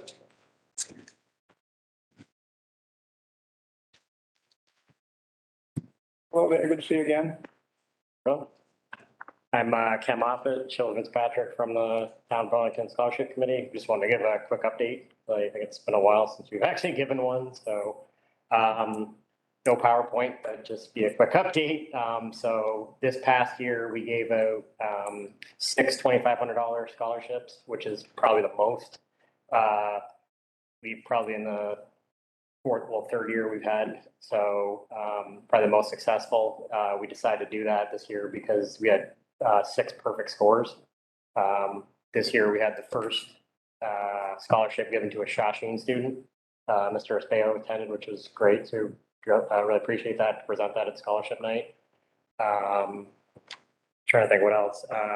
Me and Sheila are on for, we re-upped for one more year to kind of help the transition. Now the committee is going to go into rolling or staggered terms. So it doesn't roll off, because we had 4 of the 6 members all rolled off after their third term or their first term. So, and we have 2 members that we're going to stay on. 1 person moved. We still have 1 person who was appointed. And Ms. Kim, who's here tonight, has helped us get 3 other members, including herself, to get appointed tonight. So we'll have a full membership to start the new year. So our first meeting will probably be in November. We start late October, early November. So Good. Tell me how many scholarships and what amount again? we gave out 6 this past year at $2,500 a piece. Okay, sure. In the 4 years that we've been on the committee has awarded $40,000 of Burlington's money, well, volunteered money, donated money by the residents, to I think 14 students. Perfect. Yeah. Gentlemen, Mike, you were at one of these? Yeah, no, it was a great night at Shawshene. I was so happy to see a Shawshene student get one. It was an honor just to represent the town and seeing all the happy faces there. So hope we can continue that with Shawshene. Don't forget those guys and girls. Another big change was we actually moved over to allow, like, some towns have like an online button. You can when you pay your real estate taxes. So there's like a button you can donate. So like instead of the checkbox you do. So I think that's helped up with, money being put into the scholarship. So, yeah, hopefully we'll have a lot of soccer QR codes lately. Just real quick, I think first thing Kim's on here, and I just realized the head coach Burlington Pop Warner. Pretty good. Coming up next. I know. Head coach is good. Good. Mr. Priest, any comments or questions or? Only that it's great to see a full committee again. And I think it's great that we're at a point now where 6 kids can each receive $2,500. Really appreciate the residents of Burlington giving where they can, and every dollar goes a long way. So it's great to see. Well said. Thank you, Nick. Okay, Paul. Thank you, Mr. Vice Chairman. I just wanted to thank the committee members. This is a relatively newly reinstated committee, as the board recalls, from several years ago. They did a lot of hard work to get it built up to where it is now, and it looks like it's just getting better and better each year. So a credit to both of you and your previous members on the committee, and grateful for all the work you guys have done. Thank you for your support. Yes, sir. Vice Chair, there's 3 appointments to the Scholarship Fund Committee.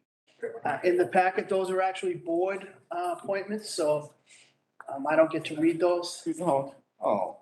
And I'm gonna give Mike, I'm not gonna reach out to Michael again to do all this. I'm gonna just do all 3 of them collectively. I'll make the motion. Okay. You could just read them out, Vice Chairman, because it's 3 separate, we're trying to stagger the terms, so if you can identify which term's which, and Lynn, did you? He has one. You have one? Do you have that, Jim? I don't know Is it a suggested No. term? I'll read it. In front of you. Three terms. Okay. Okay. All right, Mr. Chairman, I make a motion, we appoint Christine Kim to the 3-year term, which expires in 2025. Kendra Lamaretti to the 2-year term, which expires in 2024. And Deborah Murphy to the 1-year term, expiring in 2023. Second. Motion and a second. Anything further from the board? Roll call, Mr. Priest? Yes. Yes. Yes. Yes. Yes. And yes, 500. Congratulations. Thank you. Thank you. Thanks for help volunteer. Thank you very much. He's also on my 4th of July committee too. Takes on an important role of keeping the records. Great. Thank you. Thank you all. 626, a victuals license, actually a transfer of license, the next pizza from the Burlington House of Pizza. Come on up here. Nick. I am Nick, yes. Nice to meet you. Nice to meet you guys. Thank you, Mr. Chairman. We just have a basic transfer of the victuals license in this case. I don't know, Nick, you want to take an opportunity to introduce your business and, Yeah, I mean, I've been in this business over 35 years. I've owned Nick's Place up in Lexington for over 31 years. I've been there. I hope I could stay in Burlington for 30 years or so. Well, I got my kids, so hopefully they'll stay here. I hope I'm not working 30 years from now, but that's the idea. You know, I look forward to, coming into the community. There's a lot of great restaurants, but there's not too many, fast food, pizza places, and somewhere you can go get a quick sandwich around. thank you. Oh, Very grateful to have you, I appreciate it. come to Burlington. Thank you. yeah. Great town. You'll have some, the seating will remain in the Yes, place? yes, we're gonna do some, cosmetics, probably when we take over, we'll close a couple of weeks, just, we gotta add a new hood and do a couple things. Cause, I need some love and care in there, I think, so. Oh, good. But it's always been a popular location for Yeah, it's a many good years. location. Nice spot. Gentlemen, any I have questions, Jim? This is actually from Mr. Sagarino. I know that when someone requests a transfer, they have to come before us. Is there some way that process that the applicants don't have to come before us, this can be done in the office, or does it come to us? Does it have to come to us? It has to come to you. The applicants don't necessarily be here, but, we try to encourage them to come in case the board members have any questions. Better. It just seems like it's a $25 transfer. I just hate seeing have to come to this board. I thought it might have been something that could be handled in the office, but apparently it can't, so that answers my question. Well, it's nice to meet everybody coming here, so. It's nice to meet you as well. Mr. Priest, you have any questions? Anything to add?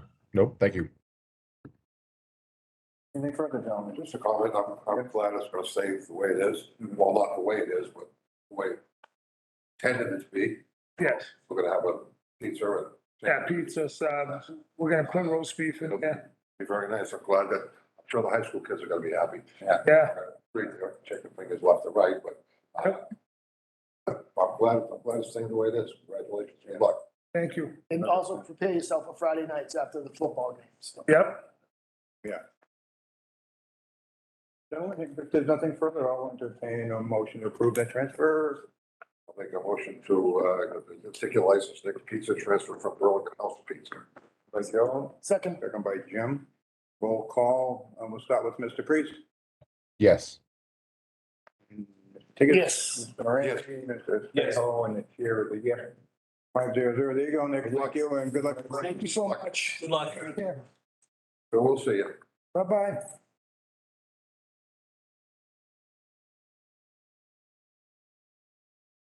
The much anticipated item 627, the policy update.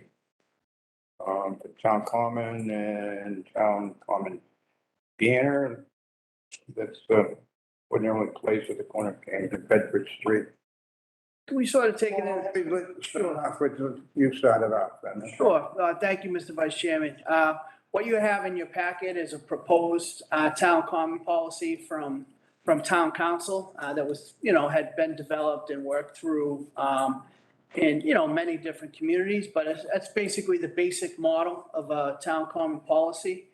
We're not requesting any vote from the board tonight. What we're trying to do here is solicit feedback from the board members to any modifications you would like to see to this current policy, anything you think that we should consider adding to it. We'll bring it back to another meeting. We may need another revision after that, but at the same time, the board had requested an updated town common policy. We sort of have the base model policy here for the board to consider. And hopefully the purpose of this meeting is to get any ideas or feedback from the individual members so we can bring them back to town council, incorporate them into a town common policy. Then again, bring it back to the board for further discussion or a vote at an upcoming meeting. So that's the first part of it on the town common. We can go on to the town common after that if you like. Why don't we do, why don't we separate those, Paul? All right, Mr. Priest, let me start with you. I know you were pretty involved in this policy, so why don't we start there? Thank you. Yeah, overall, I think it looks pretty good. I had a couple outstanding questions, nothing crazy. Like for example, this obviously pertains to the town common, but how do we want to handle the sculpture park in terms of land in the center of town that we also oversee, that where events can take place. I didn't know if we wanted to, and Mike, I may have misheard you, but I don't recall seeing if anything in here refers to the corner sign, and how people might go about requesting that, or if that's a separate thing. And then I think everything else was pretty. Oh, and then I didn't know, like, so we have the following our prohibited list on the town common, and I just thought to myself, if we said, hey, we're gonna hold a town-wide beer garden and we're gonna do it at the common with alcohol being prohibited, would that be an issue? But I think everything else was small potatoes, really, that I could just, file back with comments attached for town council. Sorry, I was We had that one on our list too, Nick. On the alcohol one, staff had come up with some other ones in addition. We don't often, sometimes we don't get these things 30 days in advance, and sometimes the common's available, so we try to accommodate people. I think the policy referred to, getting an application in 30 days in advance of an event, and we'd like some flexibility there because many of them do come in sooner than that. And so what we'll do is we'll take whatever feedback we get from the board members, and we'll provide it to town council. We'll come back with a revision, and we can keep working through it. So we got that one down on the list though, Nick. And from what you said, you want something that will also cover the sculpture park. I know that some of the members had mentioned, different groups using the common on the same day. Could we identify different areas, the gazebo area, we have the rotary area. So it's possible for different groups to potentially use the common on the same day if they had smaller type events. So we wanted to put that flexibility in there. But we'll keep taking notes as to what the board members' feedback is. Okay, Nick, you good? Yeah. Yeah. Thank you. Anybody else? I have a comment, Sure. a couple of comments. Okay. I think incorporating a flag policy into the use of the common, they're two totally separate things. Last year, we unanimously voted against the flagpole because it violated the US flag code. We were educated that night and advised of what's allowed and what's not allowed. And to add to that, just this year, May of 2022, the city of Boston, in a Supreme Court case, Shirtliff versus the city of Boston, the Supreme Court basically forced the city of Boston to raise a flag that they had denied. City of Boston denied 284 third-party flags. I'm sorry, the city of Boston approved 284 third-party flags. Went for approval, they were denied. They brought the city of Boston to court, and the US Supreme Court in May of this year voted unanimously, 9-0, to not allow it. And the city of Boston was forced to fly a flag that they had denied. So I don't want this, I don't think any policy regarding a flag shouldn't fall under the town common. So I would like to just eliminate that section because we've discussed it, we voted on it, and I think there's just more, with this Shirtliff case, just more problems for Burlington. We don't want to be precedent setting, I don't want to be put in a position of Boston, of being forced to display something that we don't want to display, but we find, for one reason or another, not acceptable. Thank you. You're welcome. Joe, you have any thoughts, comment? Not right now. Mike? I'm okay right now. Kansas City next. Yeah, Nick, I'm sorry, go ahead. Thank you. Just to clarify, so I'm totally fine with separating the two policies, so that we can vote them separately. But to clarify, Jim, the city of Boston did not have a proper policy in place. So town council had clarified this for us. And the reason that the Supreme Court forced the city to fly the flag was because they did not have a proper policy that they were following. So they raised 280 whatever flags, and then chose with no actual policy in place to deny a flag. And so town council's recommendation was that as long as we have a policy in place, sure, anyone can sue you for anything these days, but we have a policy and a process, and as long as we follow it, our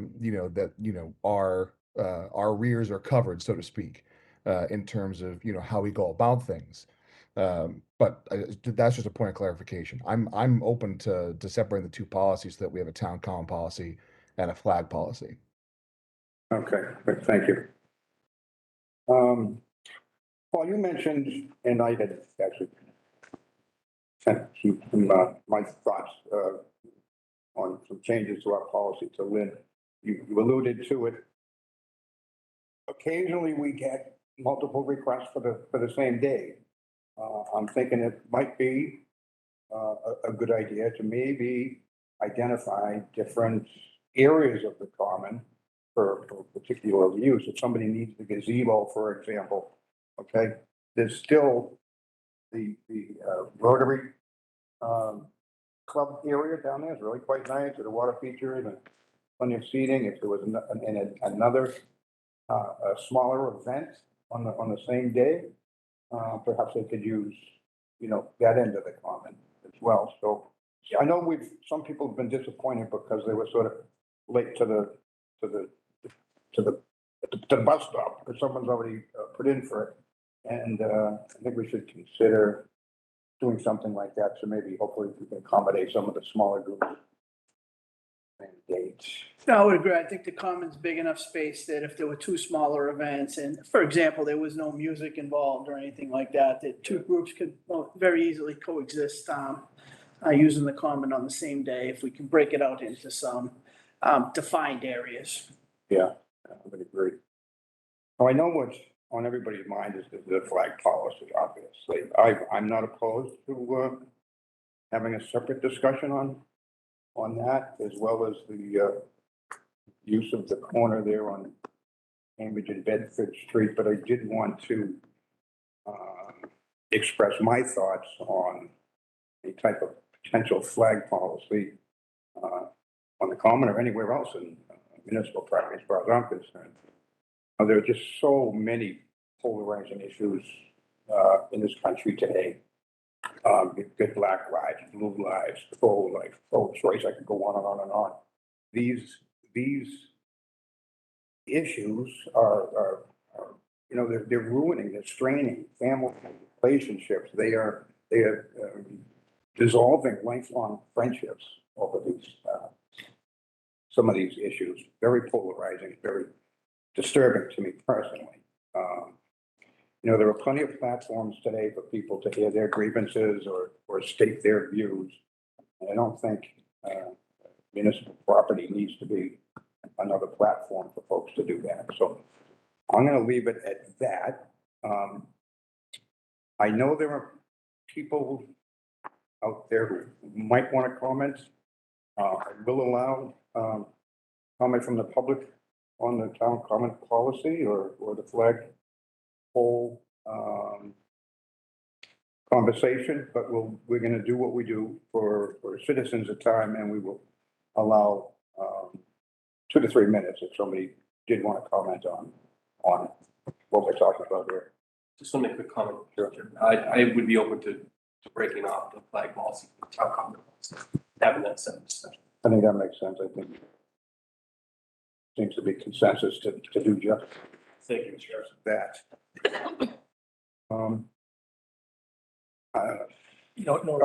Is that, I can't read, but it looks like Barbara. Barbara, you have your hand up? Yes, thank you, Mr. Chairman. I just had a question. Is there going to be a separate policy for the banner on the corner, or will that be part of the flag policy? I believe that would be separate from a flag policy, Barbara. Okay. Is there a draft of that policy somewhere that I could read? Nope. No, not yet. Okay, so at some future date? Yes. Yeah, we're gonna be cross, it's an item that has been brought up several times in the past by me, because I find that irritating over there. We will address it this season. Okay, all right. Well, I will look forward to that. Thank you. Okay, thank you. Mr. Priest?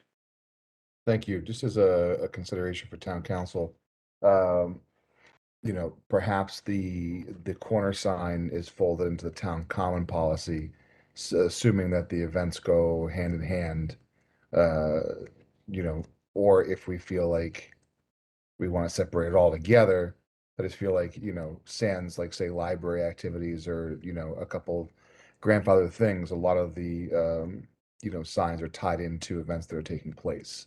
So if it makes more sense to have it folded in, so just a suggestion for town council. Yeah, I agree. Most often they do. Relative to an event that's going to be on the common or in the immediate area. We can still we can talk about that a little bit here this evening as well. Yeah. I'm interested in, and we don't like to call it a sign, we like to call it a municipal message board on that corner. I think what's there currently is with 4x4 wooden posts and people haphazardly hanging signs on it.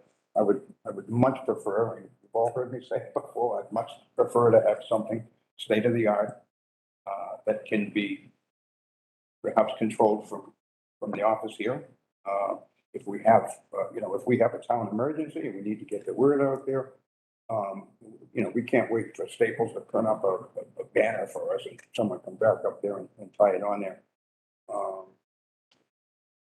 But I would definitely like to see a message board at that location. Again, I'm not calling it a sign, the message board, but we could use to advertise certain events. Question from Mr. Sagarino. There apparently is a zoning issue with a sign, correct? Yeah, it seems to be, there would be a process that we would have to follow, may have to go to the ZBA. I was gonna say, can we go to the ZBA? Yes. I'd like to have I may try to have a conversation with the building inspector this week, maybe on this matter as well as an issue down on Mall Road that I would like to see. But I'd like to get his opinion and then maybe plan a course of action how to address this. I think that would be great. And what we did provide the board was a listing of all the groups that have flown banners over the past, period of time. It looks like it goes back to almost 10 years. And I think that's going to be a really important part of the policy, what types of groups or what types of events are allowed up there. Just to get some clarity and definition as to what's the criteria to go on the corner. So we'll be looking for feedback on that from you at a future meeting as well. Probably incorporate that into the other discussion. Yeah. Anybody, any thoughts on Cambridge and Bedford Street? I think ZBA starting to look better and better if we go that route.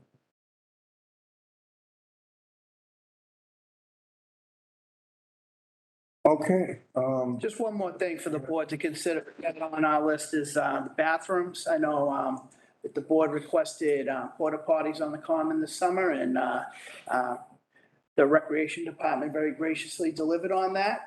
But, it's just something to think about in terms of events on the common. There's been occasions where we've been asked to open the town hall for bathroom usage, and, there could potentially be a cost associated with that. So I think that we need to come up with a standardized policy in terms of what we're providing in terms of restrooms for events on the common, whether it's just going to be the porta potties or whether there's a process for, the board rising the building to be open. Obviously, if we're in town hall, that's not a problem, but sometimes a lot of these events occur on the weekends, and, we may need to incur the cost of a custodian on overtime to satisfy those requests. So just want to consider that moving forward as well. okay, so we've got a lot to talk about the town common. It's just a wonderful resource that we have here in Burlington, and I think we want to, use it, in for the best interest of the community. So that's why I guess we have so many discussions on this subject, and we continue to do so. Okay, if there's nothing further, we'll move on to the next agenda item. Thank you. We'll be talking on this further. Thank you, everybody. Item 628, approval fall winter recreation events on the town common. Quite some of the town common. Thank you, Mr. Vice Chairman. The Recreation Department submitted their fall listing of events to request the use of the town common. All these dates work. They're in the calendar, so we just need the board to approve the common for that for those uses, those dates and times that are in your packet. Good. Anybody want to run with that? Can we vote them all as one? Yes. Mr. Chairman, I make a motion, we approve Truck Day Fitness Festival, Trucktober, 5K Turkey Trot, and the tree lighting. Use of the common by the Recreation Department. Second. Motion and a second. Any further discussion? Roll call, Mr. Priest. Yes. Yes. Yes. Yes. Michael, 500 on those dates for the comment. And last but not least, warrant article updates. Particular attention being focused on financial article 10. It says John. Thank you, Mr. Vice Chair. You've all received a copy of the warrant and the backup for this month's town meeting, Wednesday, the 28th. Commonly do, we ask the board to take a position on certain articles, especially those that fall under the purview of the departments that fall under control of the town administrator's office.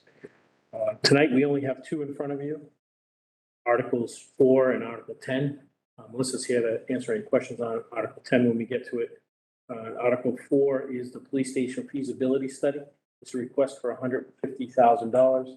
This board has talked many times about the feasibility study. There's a memo from the finance team in the town meeting backup that outlines exactly what a feasibility study is and what it isn't. And then that attached to that is examples of the deficiencies and safety concerns with the current outdated facility from Chief Brown. That's a few pages long. It was 39 pages, I think. We asked it to keep it to 2. So the request is $150,000. What that buys us is it'll be a space, space needs assessment and space program. So the consultant will come in and they'll talk with a group of the folks at the PD, town folks, whatever, and they'll say, okay, this is what we need for space. That'll drive how big the building's gonna be. There'll be a site assessment for multiple sites. This will assess the suitability, size, zoning requirements of multiple sites. There's 2 town-owned sites. There could be another site, potentially, as we run an RFI process, see if there's any additional sites that might work for a police station. They will get a schematic design, so they'll take that needs assessment in the site and they'll show us what a building could look like on that site and what the landscaping would look like, so we would have proper traffic flow and parking and all other needs that we need. And then we'll have a cost estimate, a schematic design cost estimate for both hard and soft costs. So that's design and bid build. So that's what we'll get for the $150,000. There's a little bit extra in there in case we have to do any borings at sites with check soils of either one of the town sites or if there's any other potential sites. That's enough info. You have any questions?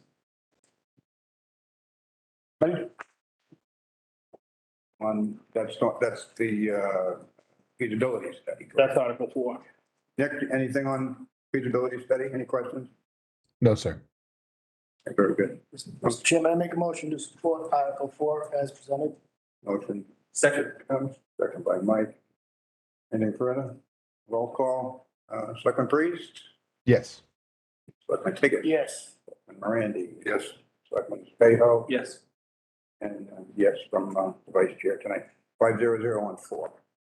Article 10 is the only other financial article that we were asking the board to take an opinion on tonight, to take a position on tonight. There's 5 of them that have to do with funding contracts that just aren't ready yet. We'll talk a little bit about more of that in executive session. And then the other 2 are from the rec department, the Willow Simons and the school. So this one is Article 10 is for $80,000. Melissa talked about it earlier. This has to do with the zoning initiative for the 128 on Mall Road corridor. This is, as she said, the next step in the process that started 10 months ago or so with the economic development group's goals was to revisit that corridor. Melissa talked about they had mass development in. They had an $80,000 grant for mass development. They hired some consultants. They did the community forums, series of stakeholder meetings, the consensus. They had broad consensus and they came back with some recommendations. Now this next step is to, get some consultants in and see what we need to do for zoning or anything else, craft the zoning going forward. I reminded you to remember everything Melissa said because she's going to do it more eloquently than I did. So Melissa's also here to answer any questions. This Melissa pointed out earlier was about $130,000 project. She was able to get a grant for $50,000 of it so far. She also has some other grant applications in, but in case we don't get those, we want to have the money to be able to move forward. Thank you, John. Gentlemen? Paul, do you want to add anything to? I couldn't add anything to that fabulous presentation. Okay. All right, with, there's nothing further. Jim, go ahead, I'm sorry, I forgot to reach out to Nick, I'm sorry. Did you have anything to add to the request? No, sir. Thank you. Okay, great. Mr. Vice Chairman, I make a motion, we support Article 10 on the warrant. Motion from Jim, second from Joe. Roll call, start with Mr. Priest again. Yes. Yes, Jim? Yes. Joe? Yes. Michael? Yes. And Mike, 500. There you go. Mr. Vice Chair, there are 2 general bylaw articles and 2 zoning articles that, if the board feels like they would like to take position on, we could do that at our next meeting. Anybody have a burning desire to dive into some of these other articles, or do you want to hold off till our next meeting? Next meeting sounds good. That's good with me. Okay, with you, Nick? You're nodding yes. Okay, great. Okay, that's what we're gonna do then. Subcommittee report. Nick, let me start with you then. Subcommittee report? Nothing to report tonight. Okay, thank you. And Jim? Not really a subcommittee, but Melissa just left the room, but that beer garden event she sponsored was fantastic. It was just unbelievable. There'll be another one Thursday night for those who missed it. So, I hope we get the same type of response as we did last week. That would be great. Joe? No, nothing. I set my page through. Michael? Not really subcommittee reports, but just to remind everyone, Saturday is hazardous waste collection day, Francis Wyman. 8:30 to 12 noon, get rid of your old paint buckets and cans. Sunday's truck day on the common. I know a lot of people love that, 10 to 2. Get the kids out there with the trucks. And next weekend's a big deal. Next Sunday, the 25th, we have the Mama Bear Effect, which is a wonderful organization here in town that focuses on child sexual abuse. They have their badges and bases event where the fire department's going to play the police department in softball. Yours truly has been graciously asked to MC, so I'm looking forward to that. And then later that day is Diwali, everyone's favorite event. And Mr. Randy will be dancing on the common, probably 5, 6 p.m., 9:25, week from Sunday. Thank you. Thank you very much. You took a little bit of my thunder. I was gonna talk about the waste day. But that's okay. Although it's not my subcommittee, it might be yours, the police department subcommittee. Okay. So let me do this. At the beer garden event, what rolls up but a shiny new police Harley Davidson motorcycle. And I think as soon as he turned on the lights, he drew a crowd. It's a beautiful piece of equipment. I think it's everything that Chief Brown said it would be, especially in terms of public relations.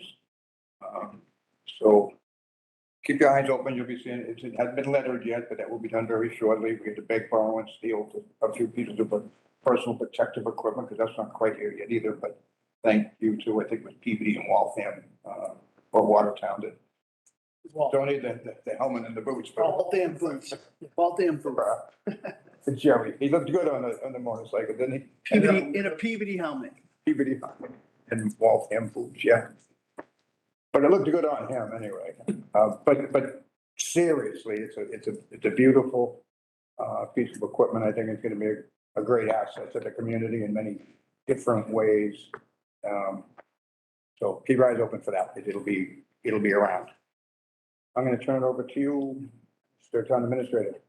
Thank you, Mr. Vice Chairman. I just have a couple of quick ones just to pile on the Town Center Placemaking Beer Garden at the Town Center Pocket Park, 4:30 to 8:30 this week on Thursday evening. As the other members pointed out, it really was a great event. It was a lot of families, pets, just about anyone you could imagine in the community. It looked like they were having a great time. So that'll be Lord Hobo on Thursday. And the second thing I wanted to mention, and the board may have recently gotten an email from John Sanchez on this, but ribbon cutting for the Public Works Facility Phase 2, September 23rd, which is a Friday at 10 a.m. So that's all I have tonight. The date again, Paul, sorry. Friday, September 23rd at 10 a.m. Okay. And you should have an email in your email from Mr. Sanchez, so. But for the house, I didn't open it for this one. Okay, great. Good. Thank you. Any further? Okay. We do have an executive session, so if, Okay. I'll read it. No, we're gonna give Mike a break. I don't wanna wear him out. So Jim's gonna. this was only 4 sentences, so you can take. I'll say it at the back. I know, it has his hand up, right? Okay, never mind. It is nice to see you though. Just really enjoy this. Yeah. It's like, okay. Pursuant to General Laws, Chapter 38, Section 21B3, the Select Board will convene to executive session after adjourning from general session to not return in order to discuss strategy with respect to collective bargaining or litigation for outstanding union contracts, fire department, as an open meeting may have a detrimental effect on the bargaining position of the body. There's a motion from Jim. Second. And we'll need a roll call to, go to executive session. Mr. Chairman, we won't be returning as a Board of Selectmen. Not be Session. Will not be returning. Thank you. Roll call, vote, getting late. Mr. Priest, Yes. Mr. Yes. Tigas, Mr. Moran. Yes. Mr. Yes. Mr. Runyon is a yes, 5-0 to move to executive session. Thank you. Okay.